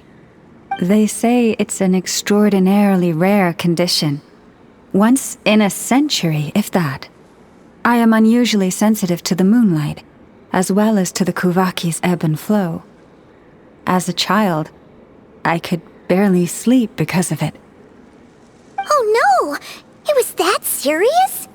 To others, fluctuations in Kuvaki are something you easily get used to, like a gentle tide lapping away at the shore. But to me, that same tide is a towering tsunami, a surging swell crashing against me. Of course, as the years went by, I learned how to suppress my senses and my power, enough to keep it all from overwhelming me. But because of that, I also had to walk the path of concealment. Concealment? From the moment I was first taught to pray, my kin would point up to the night sky telling me, "That, Lauma, is the Frost Moon, the last of the moons, the sole surviving truth." But I would ask them in response, why? Why can't I feel anything from it at all? Later, I came to understand that they simply could not tell where the real tide was coming from. They couldn't sense it. The true moon beyond the sky's veil.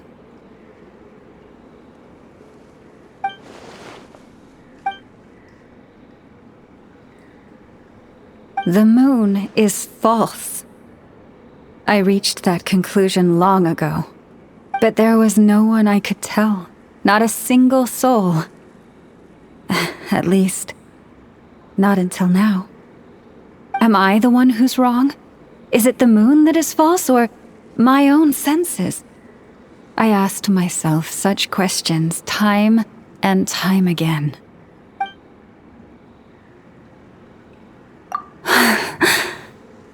Thank you. When you called yourself a descender, I had a feeling you might be able to confirm what I had always suspected. And now that you have, it's exactly as I imagined. I feel relieved. Oh, Paimon kinda gets why you couldn't tell anyone now. It's not easy to change people's minds on something they've believed for hundreds of years. That's what I meant by concealment. I knew too much, so I had no choice but to keep my people in the dark. Every prayer I offer feels like a lie to keep myself going.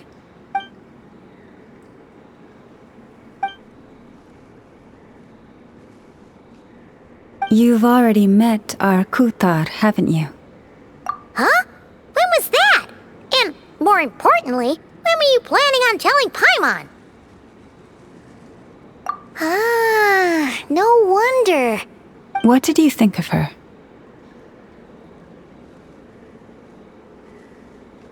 What exactly do you mean by up in the clouds? I understand what you mean. She is quite indifferent to the world outside herself. But I find it hard to hold that against her. Yes, it was shortly after the fall of the ancient moon's remnants.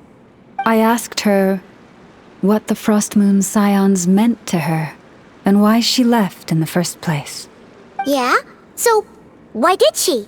Perhaps it's better if you ask her yourselves. Things tend to get lost in translation when you speak on someone's behalf. What I can say for certain is this.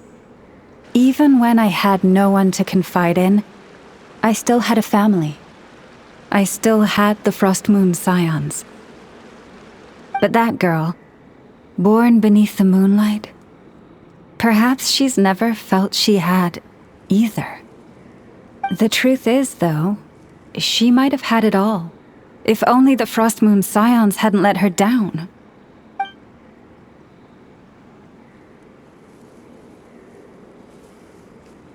The Frost Moon Scions now walk a path of error. They offer their prayers to a false moon, and to a goddess who can no longer answer them. I want to change all that. But with the Fatui closing in on us day by day, the Frost Moon Scions must stand united, now more than ever. I just need to wait for the right moment. Lady Lauma! Lady Lauma! Cappy? Has Cardina's condition deteriorated again? Traveler, Paimon, we'll have to continue this conversation later. We'll come too!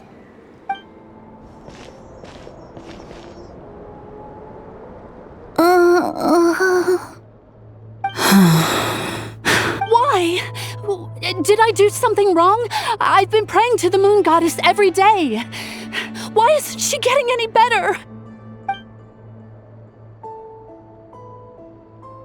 Cappy, I need you to wait outside. I'm about to start her treatment.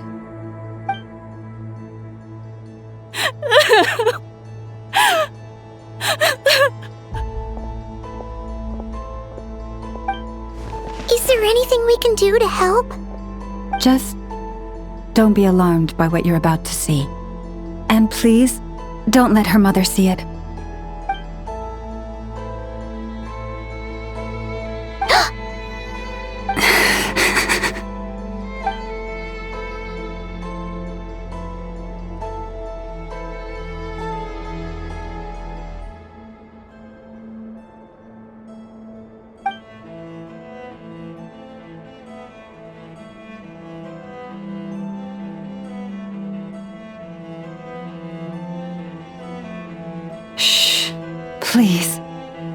Help me keep this a secret. She looks much better now.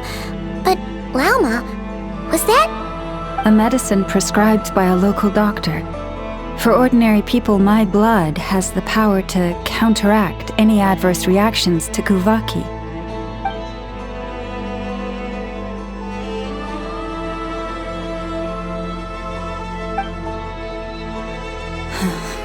So, now you know another of my little secrets. I had hoped to guide the Scions out of error before Karina's illness reached this stage, but clearly, I was too late.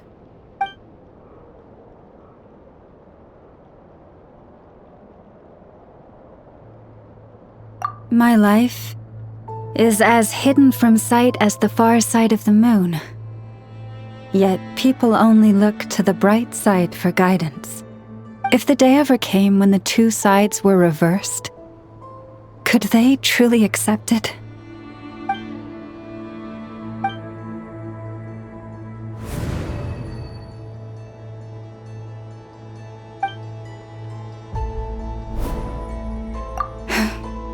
Hearing you say that puts my heart at ease. And if there's anything we can do to help the Frost Moon Scions, just let us know. Our priority right now is reclaiming our relic from the Fatui. But I now understand that the day I will tell everyone the truth is no longer far off. Wow! Paimon would never have guessed Lauma had all that bottled up inside. Hey! Watch your step! Ah! What's wrong? Oh, you scared Paimon. You scared me there too. Almost stepped right into one of my traps. A trap? Why would you leave a trap somewhere like this? Well, it's not like this is a main path. And besides, we Frost Moon Scions would recognize it instantly.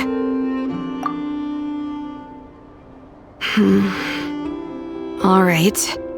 You don't seem like you're with the Fatui, so I guess there's no harm telling you. Lauma asked me to set up these traps to keep the Fatui at bay. Oh! Come to think of it, their 3-day ultimatum is almost up now. Yes. Hopefully they'll back off when they realize we won't go down without a fight. Oh, you've done a lot for the Frost Moon Scions too, just like Lauma. Philomena? It's nothing. I was just wondering if any of this is really worth it. What do you mean? Our people.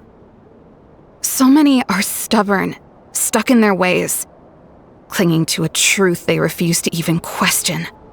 Do they really deserve everything Lauma's doing for them? Well, yes, but even so, no. I shouldn't be saying this. Just forget it, okay?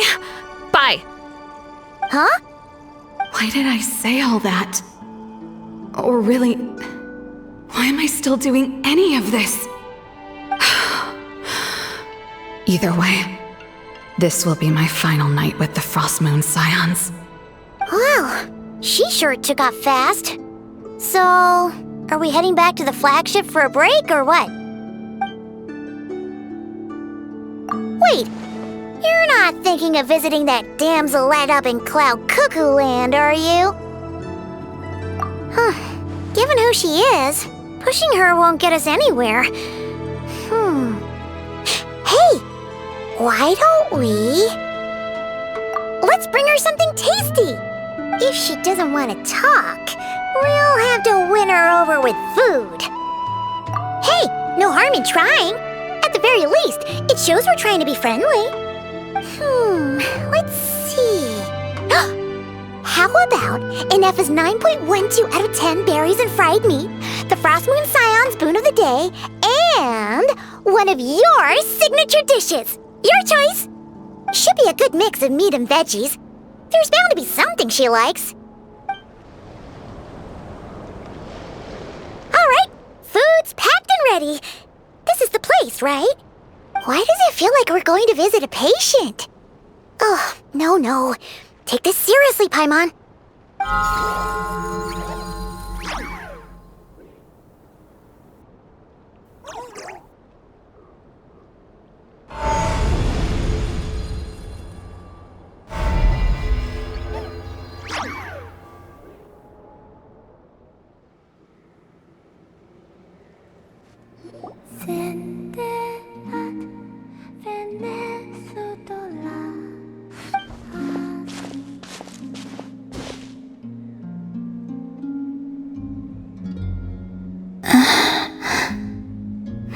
Remind me, who are you again?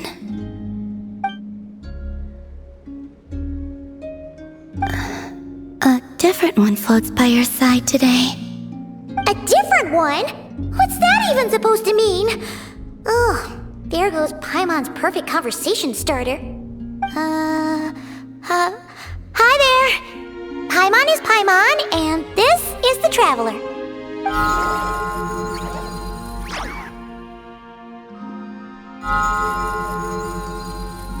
Oh, there you are.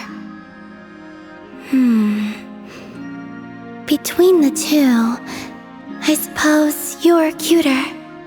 Wait, what do you mean Paimon's less cute than that floaty thing? Columbina, What is it? what's your favorite kind of food? Is this a treat? Or an offering? Let's go with treat. Anyway, this is all the Traveler's cooking, so please, help yourself.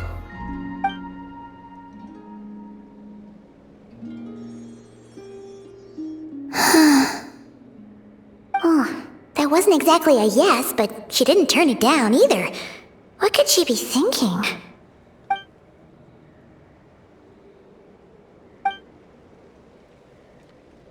So, what do you want to ask? Hey, she's actually playing along! Quick, now's our shot. You know the moon in the sky isn't real, don't you? I know there is only one moon in the sky. It is simply that some can see it, and some cannot. What does it mean to you? The missing prologue. What?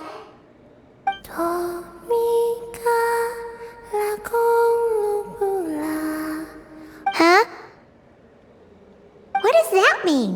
Isn't she going to explain herself? Can you tell me more about that melody? You were humming it last time, too. It must be important to you.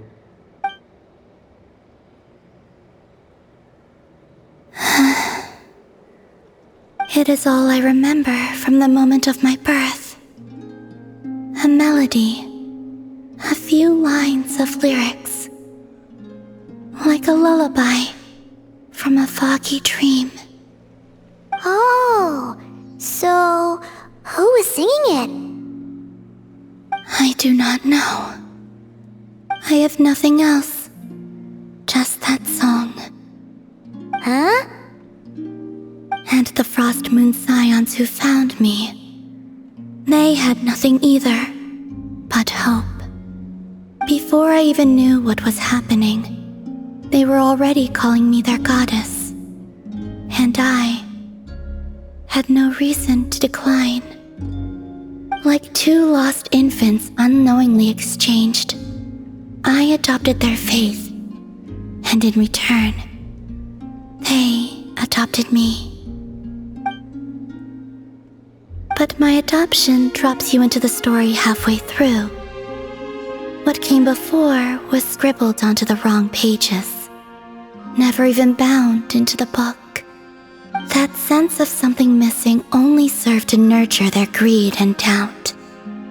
And thus, I came to realize that this place was never truly my home. Greed and doubt? O Moon Goddess, forge weapons for us, drive out our enemies, and expand our lands. O Moon Goddess, heal our wounds, ease our suffering, grant us strength. They asked for everything, and I obliged. Until the day came when no answer could be given. If mortals can turn to the gods when they are powerless, then who do the gods turn to when they have nothing left to give? You've got Paimon there. In those days, the Frost Moon Scions cared more for faith than for truth. Reality rewrote the sky in words I could not understand. I did not want to read a tampered version, so I simply stopped looking. The real beginning of my story lies up there, on the moon, forever beyond my reach. Like a message carved for blind hands, sealed away where no fingers can find it. Huh. So that's how it is.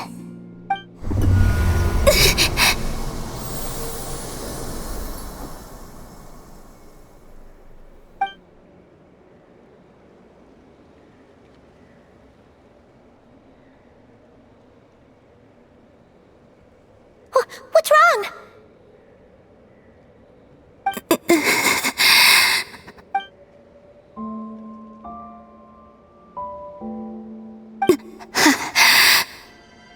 You should go.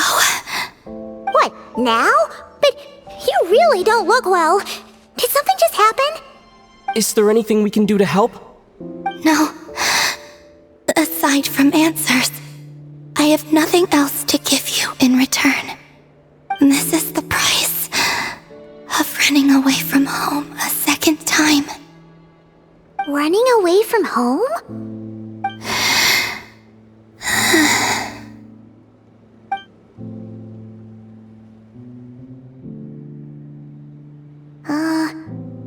Is she heading towards the food? Did all of Paimon's questions make her hungry? Do you still have many questions? I know I should offer more in return for your kindness, but I'm feeling a little worn out. Oh, we're so sorry about that. The Tsaritsa was right. Freedom always comes with a price. She said I could treat the Fatui as a second family, a second home. But in the end, they were no different. All they wanted in truth was my power as the moon goddess. I'd rather not dwell on such unhappy memories.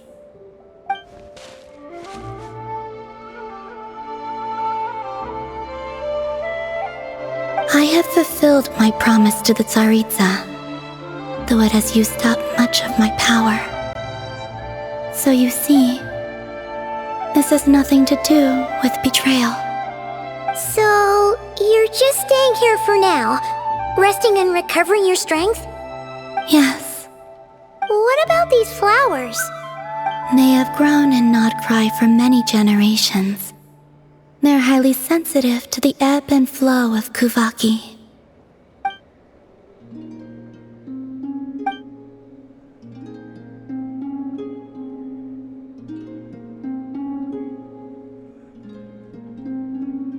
At times, I thought about using that relic the Frost Moon Scions had hidden away. I could sense the power within it. But going out is such a hassle.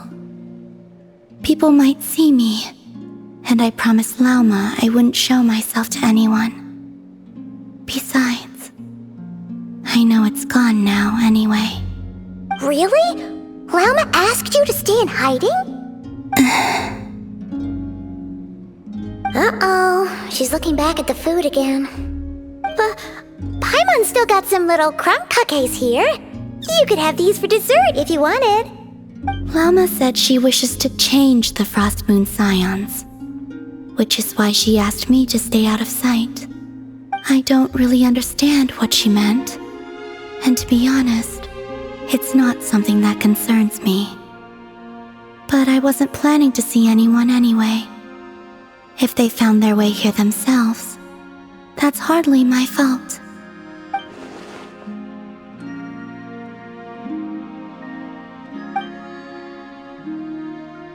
Lauma, the Maiden of the Grove.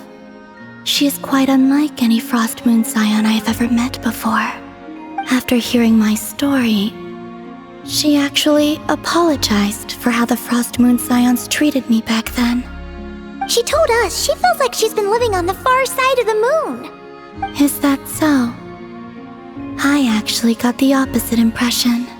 She's been keeping her true power hidden away, afraid that people might be dazzled by its brilliance, and that they'd no longer be willing to look her way.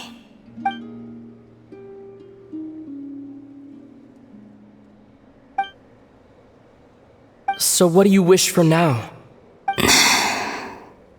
I wish to return to the moon, to the home where my story is written. Right now, that is all I wish for.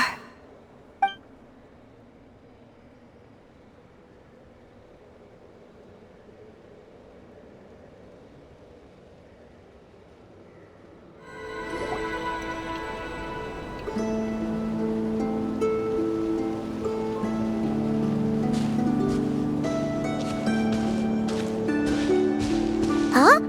How come you're here by yourself, Lauma? Where's Yehoda? I haven't seen her. Seriously? Don't tell Paimon she's ditched us on our first mission together. I don't believe so. Nefer and I have our differences, but that shouldn't interfere with our shared objective. Recovering the relic is my duty. But as far as she's concerned, there's plenty to gain here too. In Nodcry, it's common knowledge that the Curatorium has a nose for profit and opportunity. The same way aphids flit from flower to flower in a never-ending quest to make honey. Huh. Sounds like you know her pretty well. Still, Yehoda sure is taking her sweet time.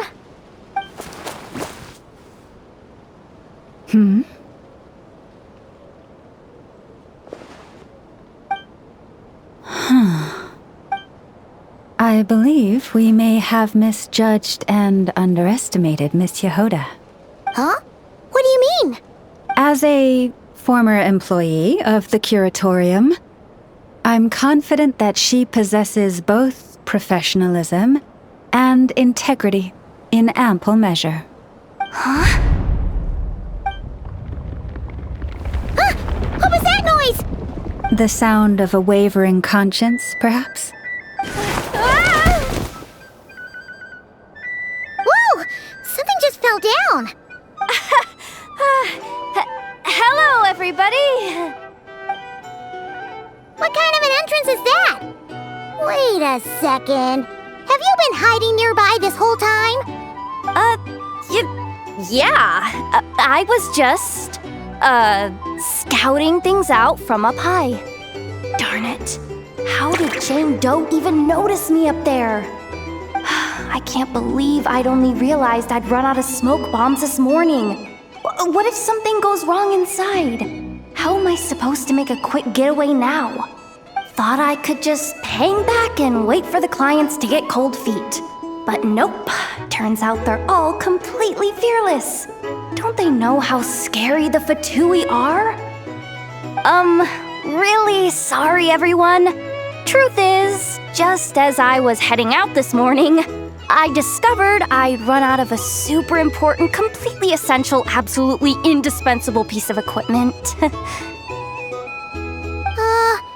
So, what are we gonna do? Well, as I see it, there are two options. Plan A is, we take a detour to Nasha Town to restock, though who knows if any shops will still be open this late. Plan B is, we call it quits right here, disband the team, and I'll go home. My place is only like a 10-minute walk from here, so... Personally, I vote Plan B. Bada bing, bada boom! Maximum efficiency, minimal effort. Don't try to solve your problems by running away. Not a fan of either? Then I guess our only option is to fall back on Plan J. That's J for Yehoda, by the way. Why didn't you just tell us that was an option in the first place? Come on, that would have totally ruined the surprise. Boss pulls this trick all the time, and it's always the clueless ones who end up praising her to the skies. Feels like you just threw shade at a whole lot of people. I have faith in your professionalism, Yehoda. You don't need those flashy tricks. Your abilities alone are more than enough to earn our respect. Huh. this Jane Doe sure has an eye for talent. Speaking of which, maybe it's time I started calling her something nicer? You really mean that, Jane? Lauma Doe? I do. I'll tell you what, it's not every day you get to work alongside such considerate clients. I have a feeling we're gonna make a great team. Plan J is this. We find our way in through the freight access on the facility's east side. It's tucked away from view, and security's lighter at night. I've prepared some special gadgets too, so we should be ready for anything. If we want this to go without a hitch, we'll need to work together every step of the way. So everyone, stick close behind me. Now that finally sounds like a real pro talking. Hey, you saying I didn't before? Kinda, yeah. You... Never mind. A top-tier treasure hunter like me never lets the naysayers get to her. Alright, let's go over what we agreed on yesterday. The goal of infiltrating the Kuvaki Experimental Design Bureau is to locate and, if possible, recover the relic that the Fatui stole.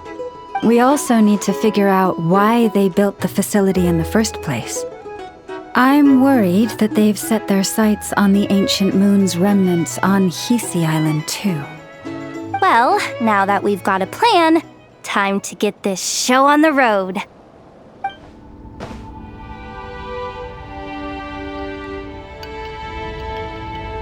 Just as I thought. There's a gate controlling access from the outside. Good thing I brought this keycard, huh? Well, technically I stole it. But no need to tell them that, right? Blame that chump who thought it was a good idea to get wasted at the flagship during work hours. Ooh, is it top-level clearance? Of course, that goes without saying. Let me read it out loud for you. Fatui Experimental Design Bureau number 183574, maximum clearance, maintenance intern. That doesn't sound very top-level to Paimon. Never underestimate interns. Even the most legendary of thieves started out as rookie pickpockets, you know? Besides, if it wasn't for this person's selfless generosity, we wouldn't be able to just waltz in like this, would we? Feels like you're trying really hard to change the subject. Allow me to teach you the first rule of treasure hunting. First and foremost, use every resource at your disposal.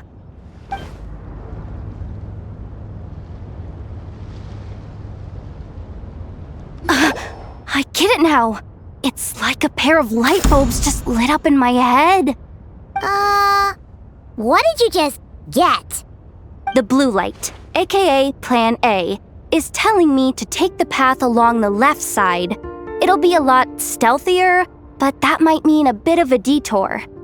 The red light, aka Plan B, is saying, just charge straight in.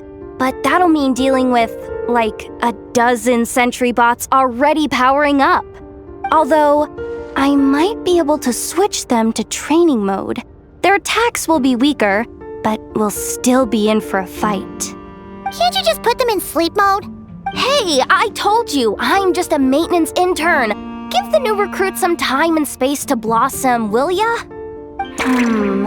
We're still pretty close to the entrance. Surely they'll call the whole thing off once they see what these bots can do. Anyway, I say we go with Plan B. Either way, I won't be doing any of the fighting, so the shorter route sounds good to me. If we can avoid fighting at this stage, we should. Plan J is to call it a night so we can all make it back to bed before sunrise. After all, the deeper we go, the more dangerous this is gonna get. So we might as well give up while we still can. Well, all right then. Just don't forget, whatever you do, don't let those recon bots spot you. Let's see. No kidding. Anefa told me about something like this before, I can't believe that dumb robot actually helped me out for once. All you gotta do is this, and the recon bots will be reassigned to another position. That way, when it's time to move forward, the path will be clear. Which reminds me, it's about time I taught you the third rule of treasure hunting. Go with the flow. What about the second one? You skipped that one. Huh? Did I? Oh geez, must have gotten muddled again. I mean, the second rule is exactly the same as the first. Guess that's what you meant by going with the flow, huh?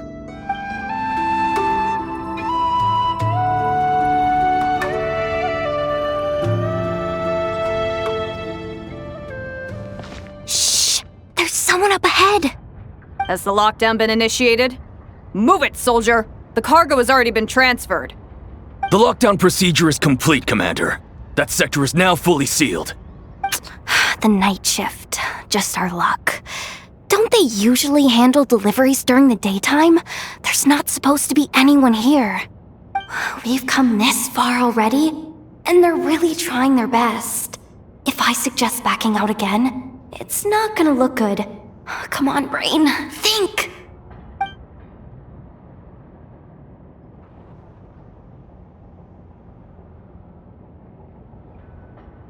Got it! The freight shaft to the upper levels. We might have a shot there. Let me see. Huh? The recon bot in the middle's not responding? A double lock failsafe? We've been outfoxed! Stay calm. Stay calm. One step at a time. Let's just find a way across first. What do we do now? There are guards here, too. Don't worry. Bots are way easier to deal with than people. At least their behavior is predictable. First, let's find a safe spot to land. Good. That spot shouldn't draw their attention. Let's go. Let me just try something. Maybe I can use the terminal to command them to move out of our way. Security verification? With 10 questions? Are you kidding me? You really trust me that much? Fine. I'll do my best. But just to be clear, if I can't answer a question, I'm backing straight out of the terminal. No way I'm risking triggering any sort of alarm. Come on, Yehoda. You can't give up now. Question 1. What is our motto? Oh, I know this one.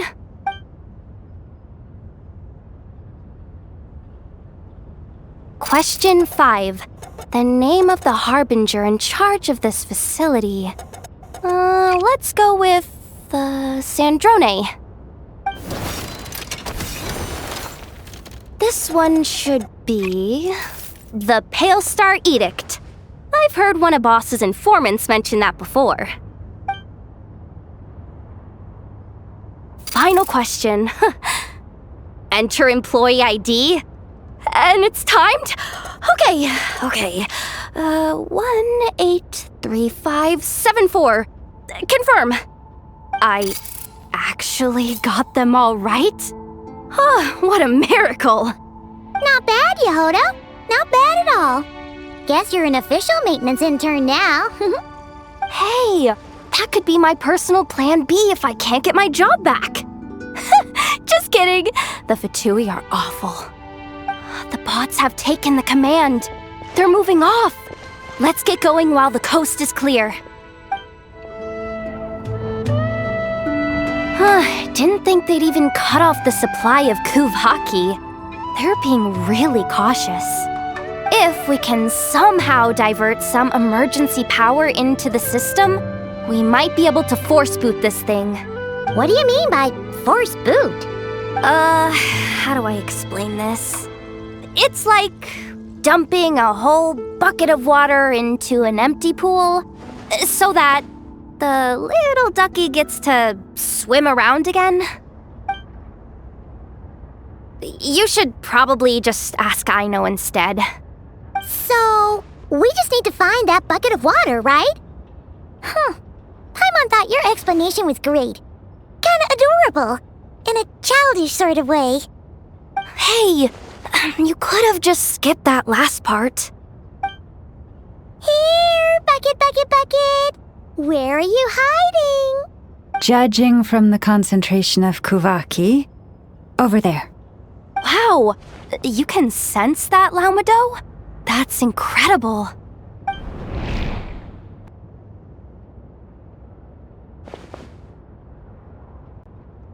Let's move the recon bots above them out of the way first.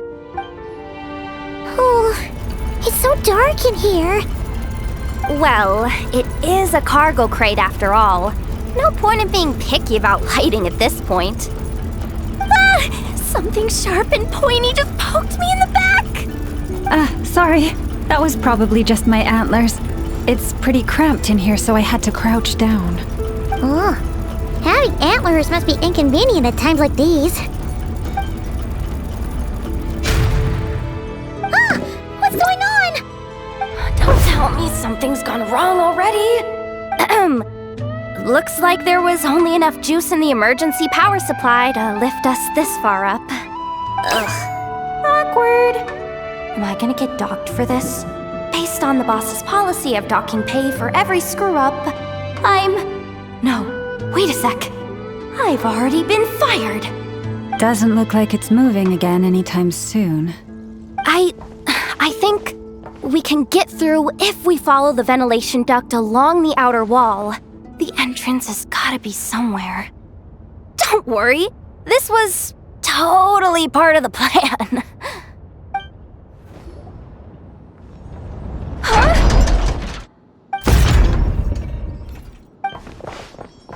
Yehoda? How'd you end up outside?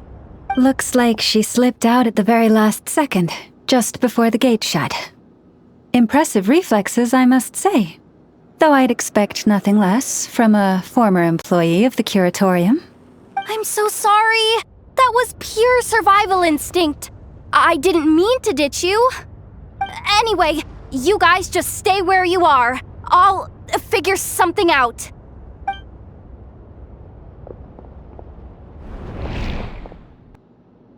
Hey, there's a terminal nearby.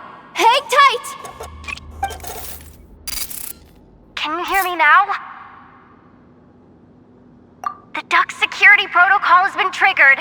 The gate must have dropped when it detected a living presence.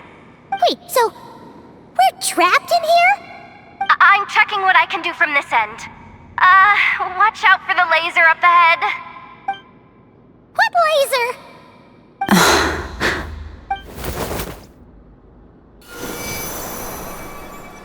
Oh, we see it now. Good thing we didn't move. Got it. I think I understand the situation. Hang in there. Just one moment. This is killing me, but I think I've got it.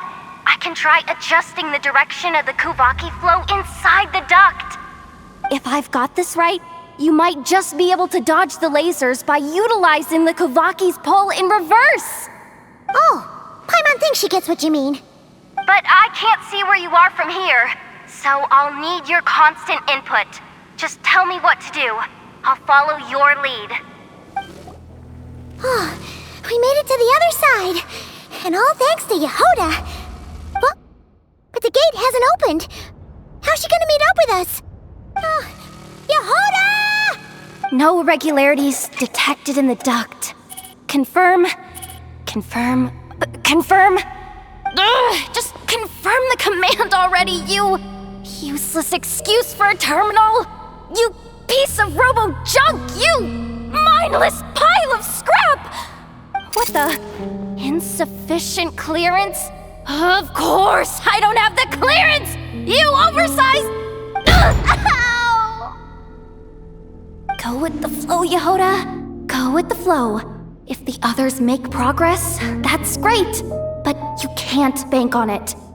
You've never been one to depend on others.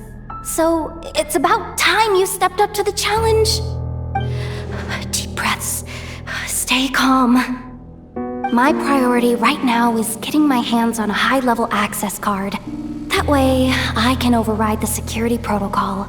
Senior maintenance staff. Only they can access the core sector. But hey, there's always someone careless enough to hide a spare key under the flower pot by the door. Which means there's a good chance there's a duplicate lying around somewhere in the control room. Even if I can't get into the control room myself, doesn't mean I can't rely on some external help. If I can take control of one of those guard bots, maybe I can use it to search for the access card. This is crazy, Yehoda! You're all alone. You've got nothing. And yet, you're charging ahead like fear's a foreign concept. Maybe that's exactly why. 'Cause I've got nothing left to lose! Confirm! Am I a genius? Whoa, this feed's super clear! This is gonna be a piece of cake. Wait a second. This thing's not a guard bot. It's a janitor bot. Let me see. There it is! Hey, why'd you stop? You haven't finished sweeping that corner. But, I can see the card from here. Guess I have no choice but to swallow my pride and stay in character for now. But will Yehoda be okay? Paimon! She said she'd used every resource at her disposal, so let's have some faith in her abilities. Besides, when it comes to surviving in Nodcry, she probably knows more than any of us. So, they really do believe in me. But how long are we gonna have to stay here? Paimon doesn't want to get caught by the Fatui either. Does Paimon mean the two Fatui in that room? Let me see if there's a way to distract them. Wait, did you hear that? Huh? The alarm? What's going on? Let's go check it out. This looks like somewhere important, but there's nothing here. Hey guys! It's me! Yehoda, are you okay? I'm fine. I managed to swipe a high-level access card and triggered an alarm to draw the guards off. But we don't have much time.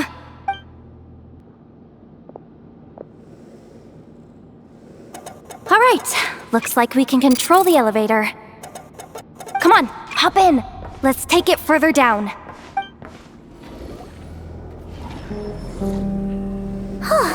There's no one here! That's good news for us. Let's head inside.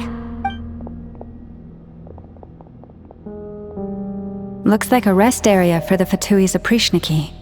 Huh? The terminal's still on?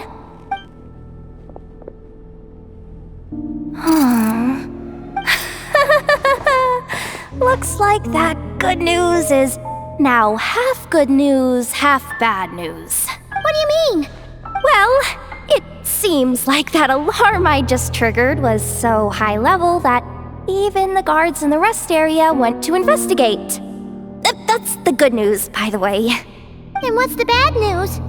The bad news is that once they realize it was a false alarm, they're bound to circle back and check this floor. And then we're toast. So we've got to move fast here. If you need me to run a quick search, say the word. Analysis of Kuvaki extracted from the moon marrow suggests that its energy core bears some close relation to the power of the former Three Moon Sisters. It is suspected that there is a link between the Frost Moon Scion's hidden relic and the shattered remnants of the Eternal Moon. Come on, none of this is important right now. Just tell us where you hid the darn thing. Access denied. You do not have permission to view this data? Even with a high-level access card? Who does have permission then? Good idea! Pulling it right away. Wow! What's with that huge hollow structure down below? That might just be it. Secluded, out of the way. Exactly the sort of place they might be keeping the relic. 264 pages! What is this? A novel? Can we just skip to the end? I'm flipping through it as we speak. Kuvaki. A weapon. Huh. Seems like the Fatui and Snezhnaya are trying to harness the power of the Light Realm to build some kind of weapon.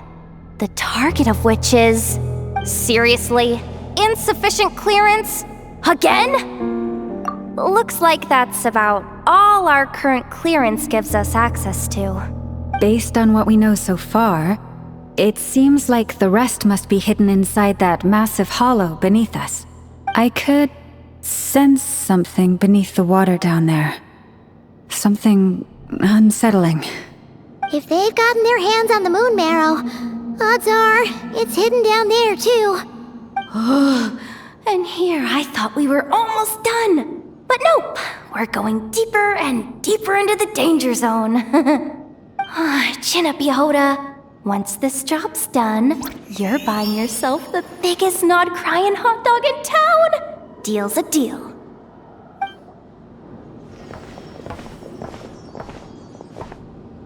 That switch looks suspiciously obvious. No way I'm pulling that. But you guys, go ahead. Hey, you spotted it first. Shouldn't you be the one to pull it?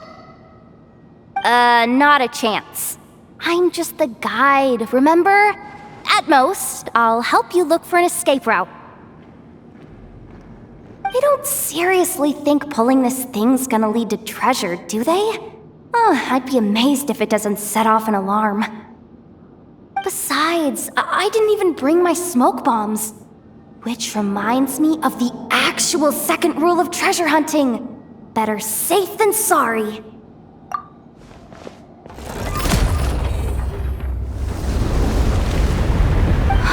The ground, it's shaking.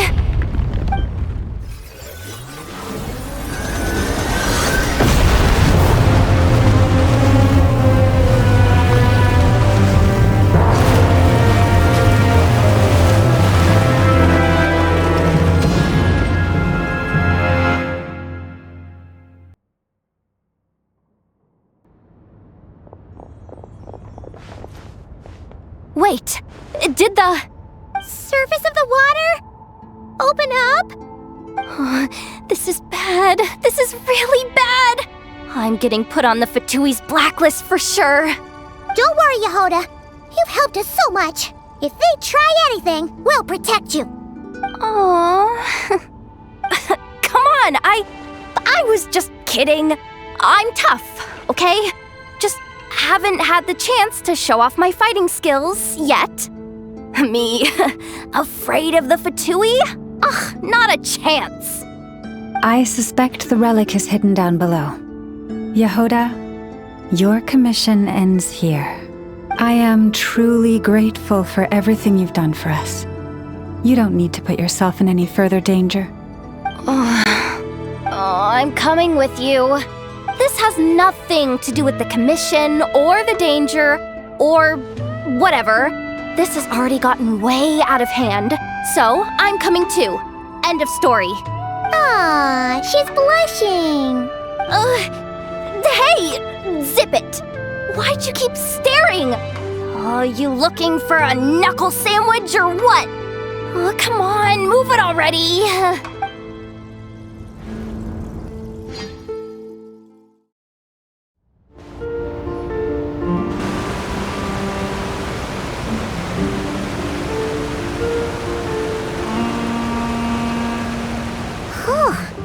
It's really deep down here.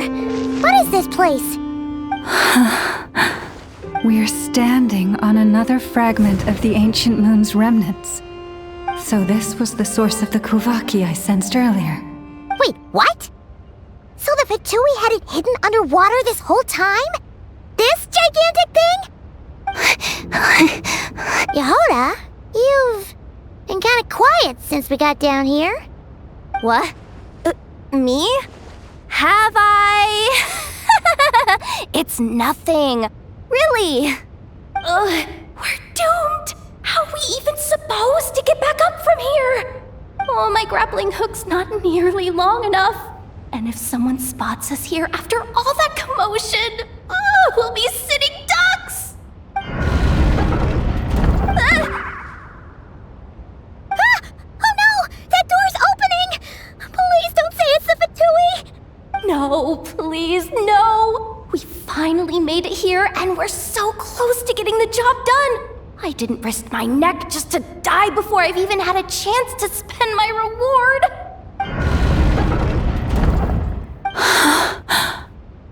What happened?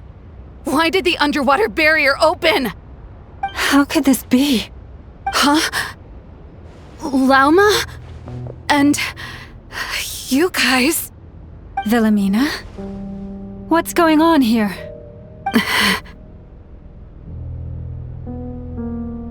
Looks like there's no point trying to hide it anymore. What are you talking about? I thought you might come, but I didn't expect to see you here so soon. Forget it. The Moon Marrow isn't here. You joined the Fatui? Yes. When? The day I could no longer bear to live a lie. At first, the Fatui wouldn't accept me. But then, one of their harbingers noticed me and said she'd give me a chance.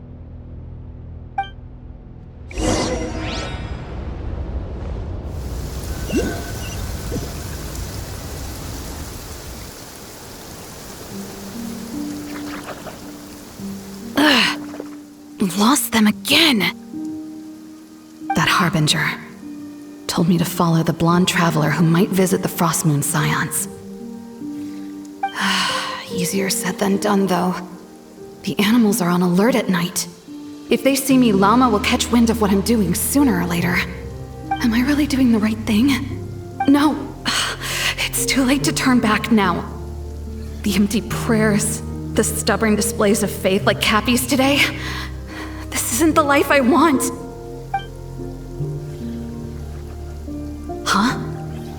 Is that? The Traveler's back. I won't let him slip away this time. Wait, who's that with him? They look so alike. They seem to be heading towards the statue of Kutar.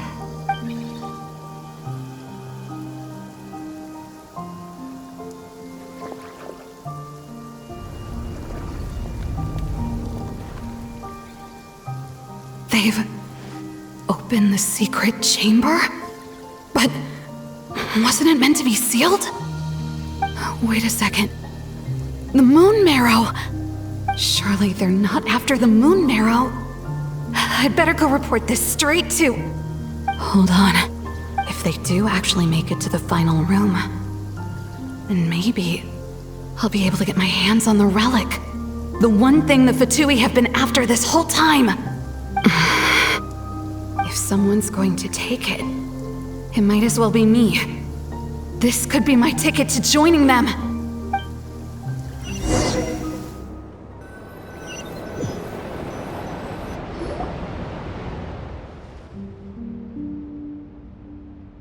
Yes. And in your final moment of hesitation, I took the chance. And then you gave it to the Fatui? But when we talked to you before, you seemed so genuinely worried about Lauma. Because I thought she was as fed up with the Frostmoon Scions as I was. We grew up together, Llama. I know you were chosen to be the next Moon Chanter when you were just a child. They never gave you a choice in that. I saw the look in your eyes when you were treating that child. That sense of helplessness. Surely you too must see that this blind, inherited faith of ours is simply holding us back. If our prayers are never answered, then why keep praying? Do they really deserve all of your devotion? Or Are you trapped by the responsibilities they imposed on you? So those are your reasons for wanting to leave the Frost Moon Scions? Isn't that reason enough? When we pray to the moon, we do so to show our gratitude for the life it granted us long ago. It reminds us to strive for something higher within ourselves. But I know that's not what you want to hear. You're right, Philomena. I have indeed kept secrets from you. I knew it. You don't want to be the Moon Chanter, do you? No, that's not it. I'm talking about the fact that the moon in the sky isn't real. What? You're saying... Huh? I've completely lost the thread now. Oh, do we really have to do this here? What if a Harbinger shows up? Oh, I'm not cut out for fighting big bosses! The pain you sensed in me was the pain of hiding this truth. If what you're saying is true, then you already knew that the Frost Moon Scions wouldn't believe any of this. Why didn't you just leave like I did? You don't understand, do you? That's the difference between us, Philomena. I care about the Frost Moon Scions. They're family to me. It hurts because I care. And that's why I chose to hide the truth. But now I understand that was a mistake. My family deserves to know the truth. I shouldn't have tried to hold it all together with empty prayers. Are you trying to say that I only ever cared about myself? There's nothing wrong with that in itself. No one would have tried to stop you from leaving. But you did not have to stab us in the back like this. We've been spotted! I knew it. I just knew it. Oh, what now? If a Harbinger shows up, I'm out of here. No darned relic is worth dying over. Looks like I misjudged you, Llama. I didn't think you had it in you to stand up to your fate. Turns out, you are a great Moon Chanter after all. But you were right about one thing. I haven't considered Hisi Island my home for a long time now. Bosses, time to go. I will change the Frost Moon Scions, Philomena, as soon as the new moon rises. Then I guess I won't be around to see it. Say, Llama, what happens to those who betray the Frost Moon Scions? May their antlers be shorn with silver blades, and let them be cast into the long night of unknowing.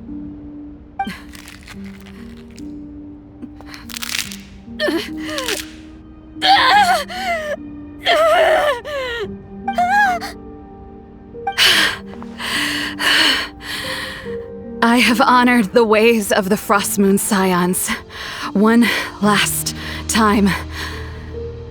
Think of it as a gesture of respect, Llama. There they are! Llama? Marionette has the moon marrow. She went to Starsand Shoal. Don't flatter yourself now. I'm not trying to atone. I just don't believe you'll actually be able to change them.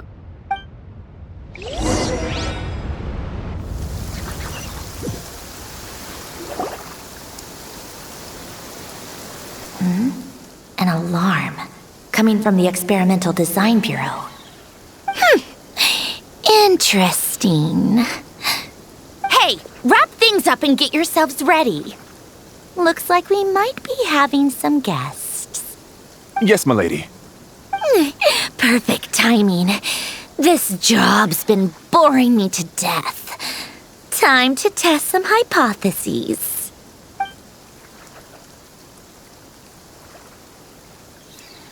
Bosses! I mean, esteemed clients. I mean, generous benefactors. Wait up! Come on! Sure you don't want to consider heading home first and coming back another day? Nasha Town's that way. You are aware that this is the way to... A little ahead of schedule, aren't you? Oh no, it really is a harbinger this time. Marionette. So you are here after all. Hand over that relic right now. It belongs to the Frost Moon Scions. You mean that thing your antlered turncoat brought us? Huh. I have never much cared for trophies given up without a fight. But watching you tear each other apart over it? Priceless. I'm not in the mood for warnings today. Ooh, how frightening. Had I a Trimble function, I'd have rattled off at least a dozen screws by now. Or perhaps I've just set my sense of humor parameter too high. Were you trying to be funny just now? You don't honestly believe you're a match for me, do you? Go on then. Let's serve our guests a little appetizer. Hey, didn't you hear me? I said let's serve our guests a little... what's going on? Oh no. Watch out. It's the Wild Hunt.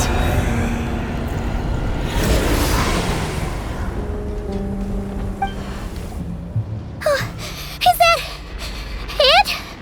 Oh, at least that's what the Lightkeeper's handbook says. Careful. It's not over yet.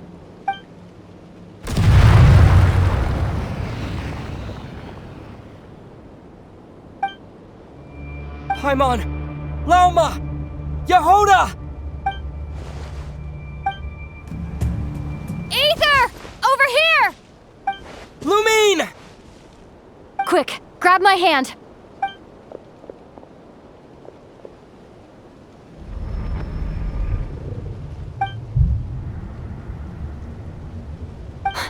Aether?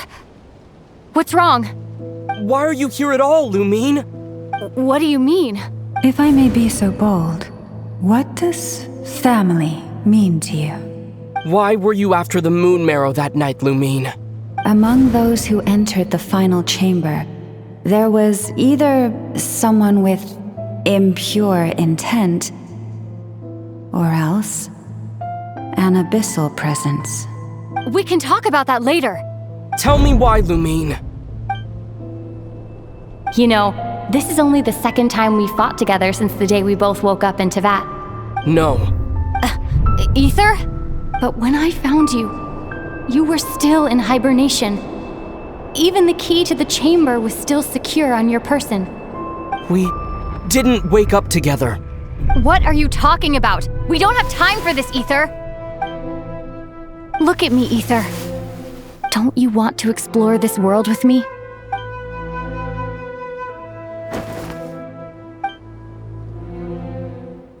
You think I lie to my big bro?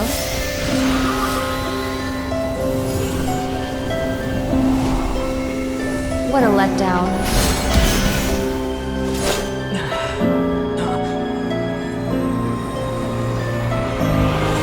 Go get it for me, Aether. It belongs to me. I never believed it. I didn't want to believe it. That strange feeling that something was off. I wanted it to be real so badly, even if it only lasted a moment. But you're not my sister!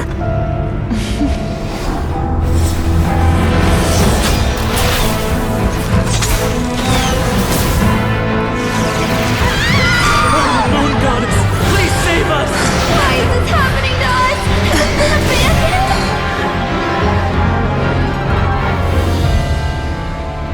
The cold night should be our blessing, yet only confusion and sorrow remain.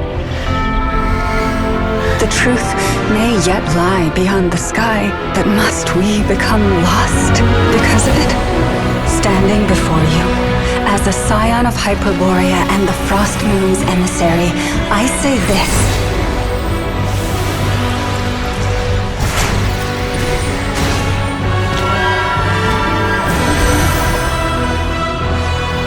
Should the false sky above dim the light of the moon, then from silver blood that flows as rivers, let us weave moonlight anew.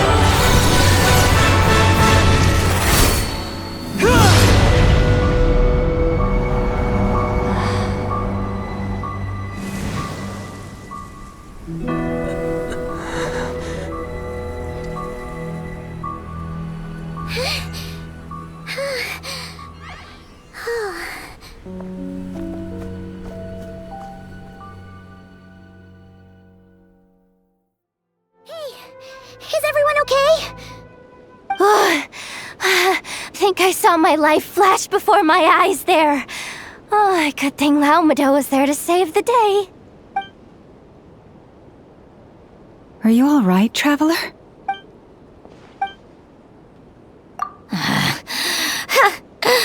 Well, that took you long enough. Seriously, how many of you are there? Pathetic. Oh no. Oh, I spoke too soon. Totally forgot we still have a harbinger to deal with.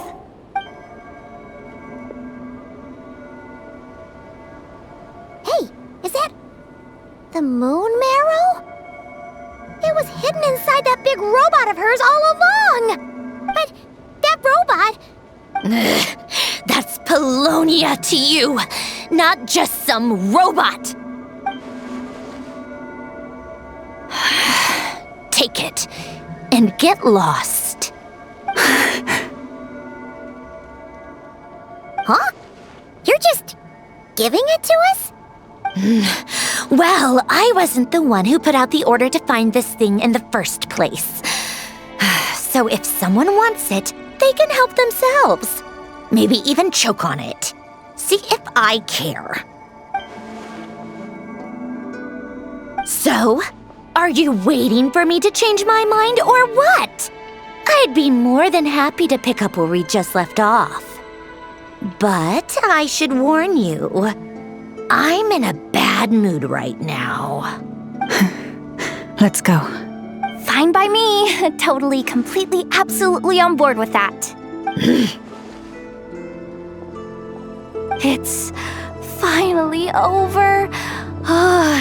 If that doesn't make the most thrilling commission of the year, I don't know what will. Looks like the Fatui are all gone now. Lauma?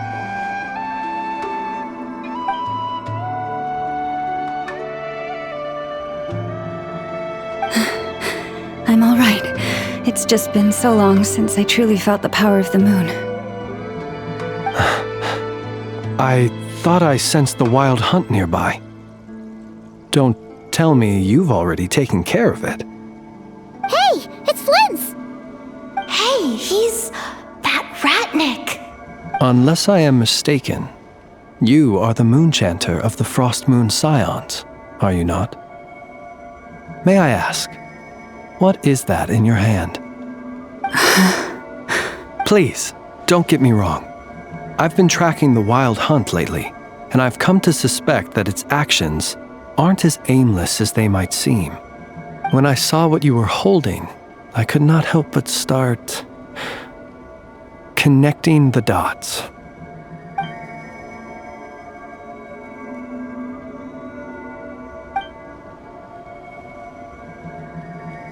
You better be extra careful, Flint.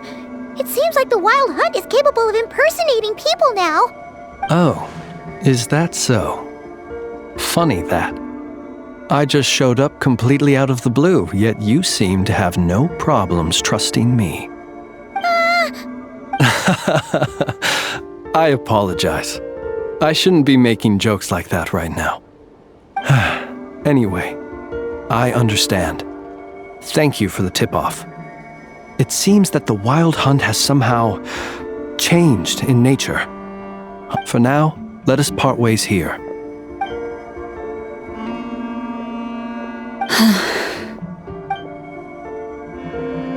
That little joke of his just now sure scared the bejeebies out of Paimon. Are all the Redniki and Notcry like that? They're usually stationed in remote areas and tend to keep to themselves. So, it's not surprising they end up a little eccentric? No, he's different. Really? How so? The animals. They've told me they're afraid to even go near him. Oh, you're back. I just made you all a pot of tea. Better drink it while it's hot.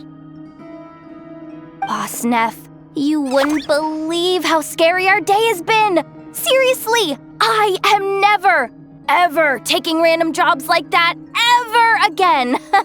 You hear me? Oh, come on now. You even faced the wild hunt and lived to tell the tale. What's left to be afraid of? Wait a sec, how did you? Oh, right. Like you told us before, your business is dealing in information. Huh? Boss Neff, the teacups. Why is there one missing? Did you think I wasn't coming back? My. How could you think that of me? You know the rules. If a member of staff wants tea, they pour it themselves. Your cup's sitting safe and sound right there, in the cupboard. Member of staff? Does that mean you're accepting me back? Wasn't that the deal? Boss Neff, you're the best boss ever! You never change, do you? Everything turned out fine, no? You found exactly what you were looking for. Yet there you are, sulking away as usual. Nefer, that medicine we discussed before, the one for congenital Kuvaki sensitivity, I need you to get it for me. And how do you expect me to find something like that for you in the middle of the night? You'll have to wait till morning, at the very least. I need it right now. All right. I'll see what I can do. But you know urgent means extra charge, right? Thank you. You know what? You do seem a little different. In a good way? Or a bad way? Who can say? I'll take it either way, so long as you don't start making a habit of asking me for ridiculous favors.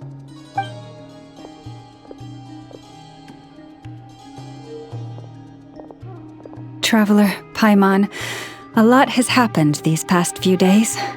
I don't know what I would have done without you. Hey, don't mention it. That's what we're here for.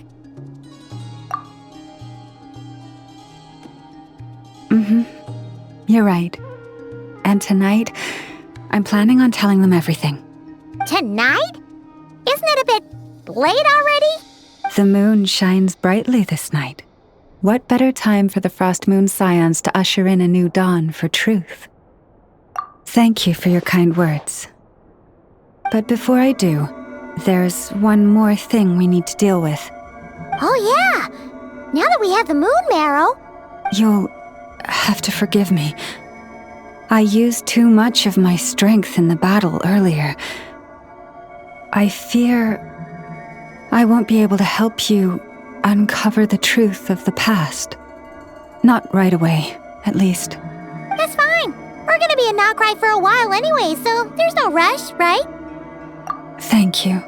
But there's another problem. How to keep the moon marrow safe now? Huh? Can't we just return it to your secret chamber? The seal has been broken. Even if it were restored, now that the wild hunt has gotten in once, there's no guarantee that it won't happen again. Oh, right. Yeah, that makes sense. Back when the Frost Moon Scion's bloodline still ran strong, in special circumstances, a moon chanter could act as a vessel, safeguarding the relic within their own body. But it is a grueling trial of will and endurance. The moon chanter who did this only lasted 2 days. As for me, I might be able to last 5, at most. Hold on. You'd be using your body as a vessel? Yes. You can think of it like dropping a red-hot ball of iron into a bucket of water. How long the water lasts depends entirely on the bucket's size. Pardon? Hey, that's not a bad idea. You've always held up pretty well against the abyss. Surely the moon mirror can't be any more dangerous than that. It's not at all that I don't trust you, but it's too risky. But we're out of options, aren't we? Might as well give it a shot. All right. Well, I'll be right by your side. If anything feels off, please tell me immediately.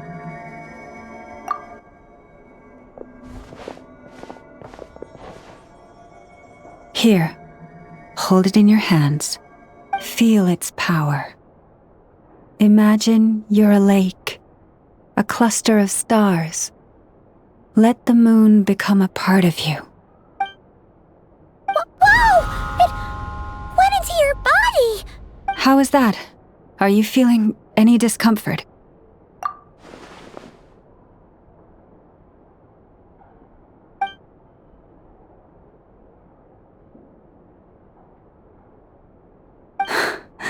Astonishing. Not even the slightest hint of lingering fluctuations. It's as if all that power just sank to the bottom of the ocean. Well, looks like we won't have to worry about the wild hunt catching its scent now. Phew! Paimon knew you have special abilities, but still, you never fail to amaze. Did I miss something just now? Yes. And it was nothing short of a miracle. Not something I'd be interested in then.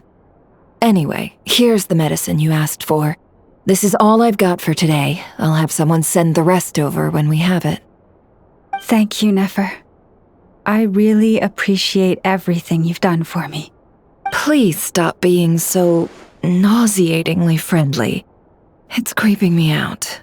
So, what exactly did you all go through during that wild hunt attack? I'd prefer to hear it straight from you.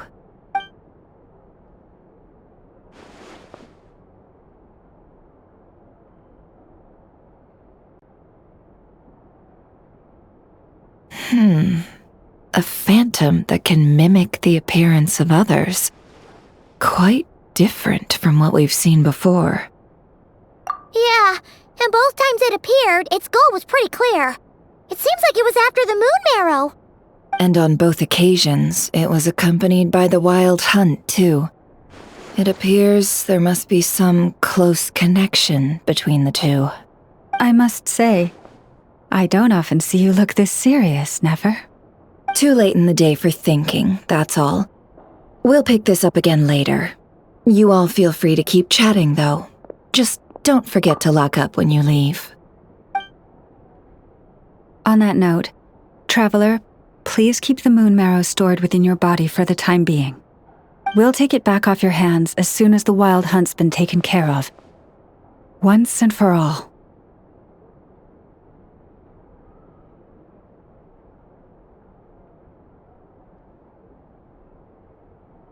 Of course. Anyway, if the two of you will excuse me, I'm heading back to Hisi Island now. It's time I came clean with the Frost Moon Scions. Hey, we're coming with you! Though, guess we won't be able to do much more than cheer you on from the sidelines. That alone means more to me than you could ever know.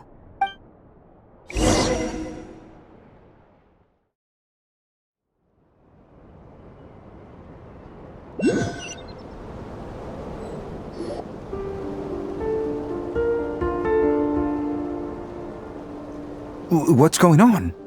I'm not sure. It seems like the Moon Chanter has something important to tell us. I heard the relic's already been retrieved. That's Our Lady Lauma, all right.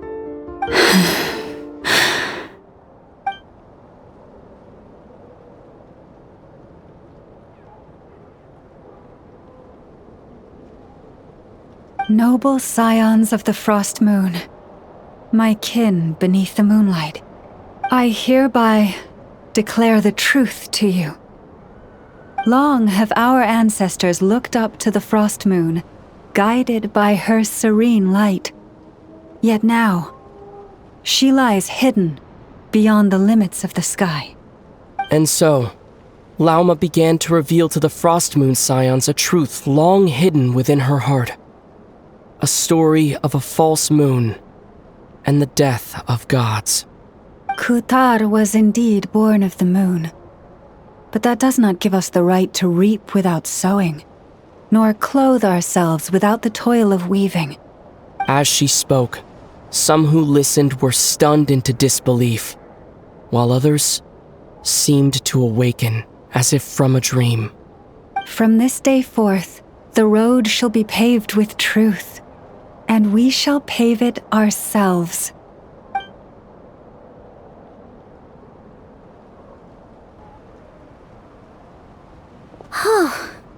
After everything Lauma said last night, Paimon wonders how everyone's adjusting. Still, judging by their reactions at the time, it didn't seem as intense as Paimon might have imagined. Says a lot about how much trust she commands, huh? Hey look! It's Lauma! Welcome, both of you. The animals were most lively this morning. They told me of your coming. Nothing too dramatic happened, did it? No one took it so hard that they went on a binge-eating rampage and ended up cleaning up the whole pantry? Or something? Hey! Paimon's just trying to lighten the mood. Thank you for your concern. Change doesn't happen overnight, and new ideas need time to take root. But nothing as extreme as that has happened, no. Although what? Well, just as I thought might happen, some have chosen to leave the Frost Moon Scions for good. For them, losing their faith was like losing their home. Confusion, frustration, helplessness. I saw it all, reflected in their eyes. Oh. I respect their choice. May they carry the Frost Moon Scions' blessings far and wide, should they be willing to do so. If we meet again someday, perhaps we will be able to sit together and share stories once more. Others sought me out afterward, though, and thanked me profusely for sharing the truth with our people. They said they used to see me as distant, even somewhat unapproachable, whereas now I seemed much closer to them. Like a friend, or even a family member. Sounds like a win overall! Paimon thinks you did the right thing, Lauma. Thank you. Though, I wanted to ask, do I really come across as distant? Well, maybe just a little. To people who don't know you, you are kind of tall, especially if you consider the antlers. I see. That's a bit of a hard one. My antlers tend to grow under the moonlight, so I can't quite help it. It brings me comfort to hear you say that. By the way, how has your body been adjusting to the moon marrow? I'm glad to hear it. I've also suggested to Nefer that we meet within the next few days. We need to figure out how to counter this new manifestation of the Wild Hunt. But for now, let's just relax. I want to enjoy this feeling a little longer of finally living on the bright side of the moon.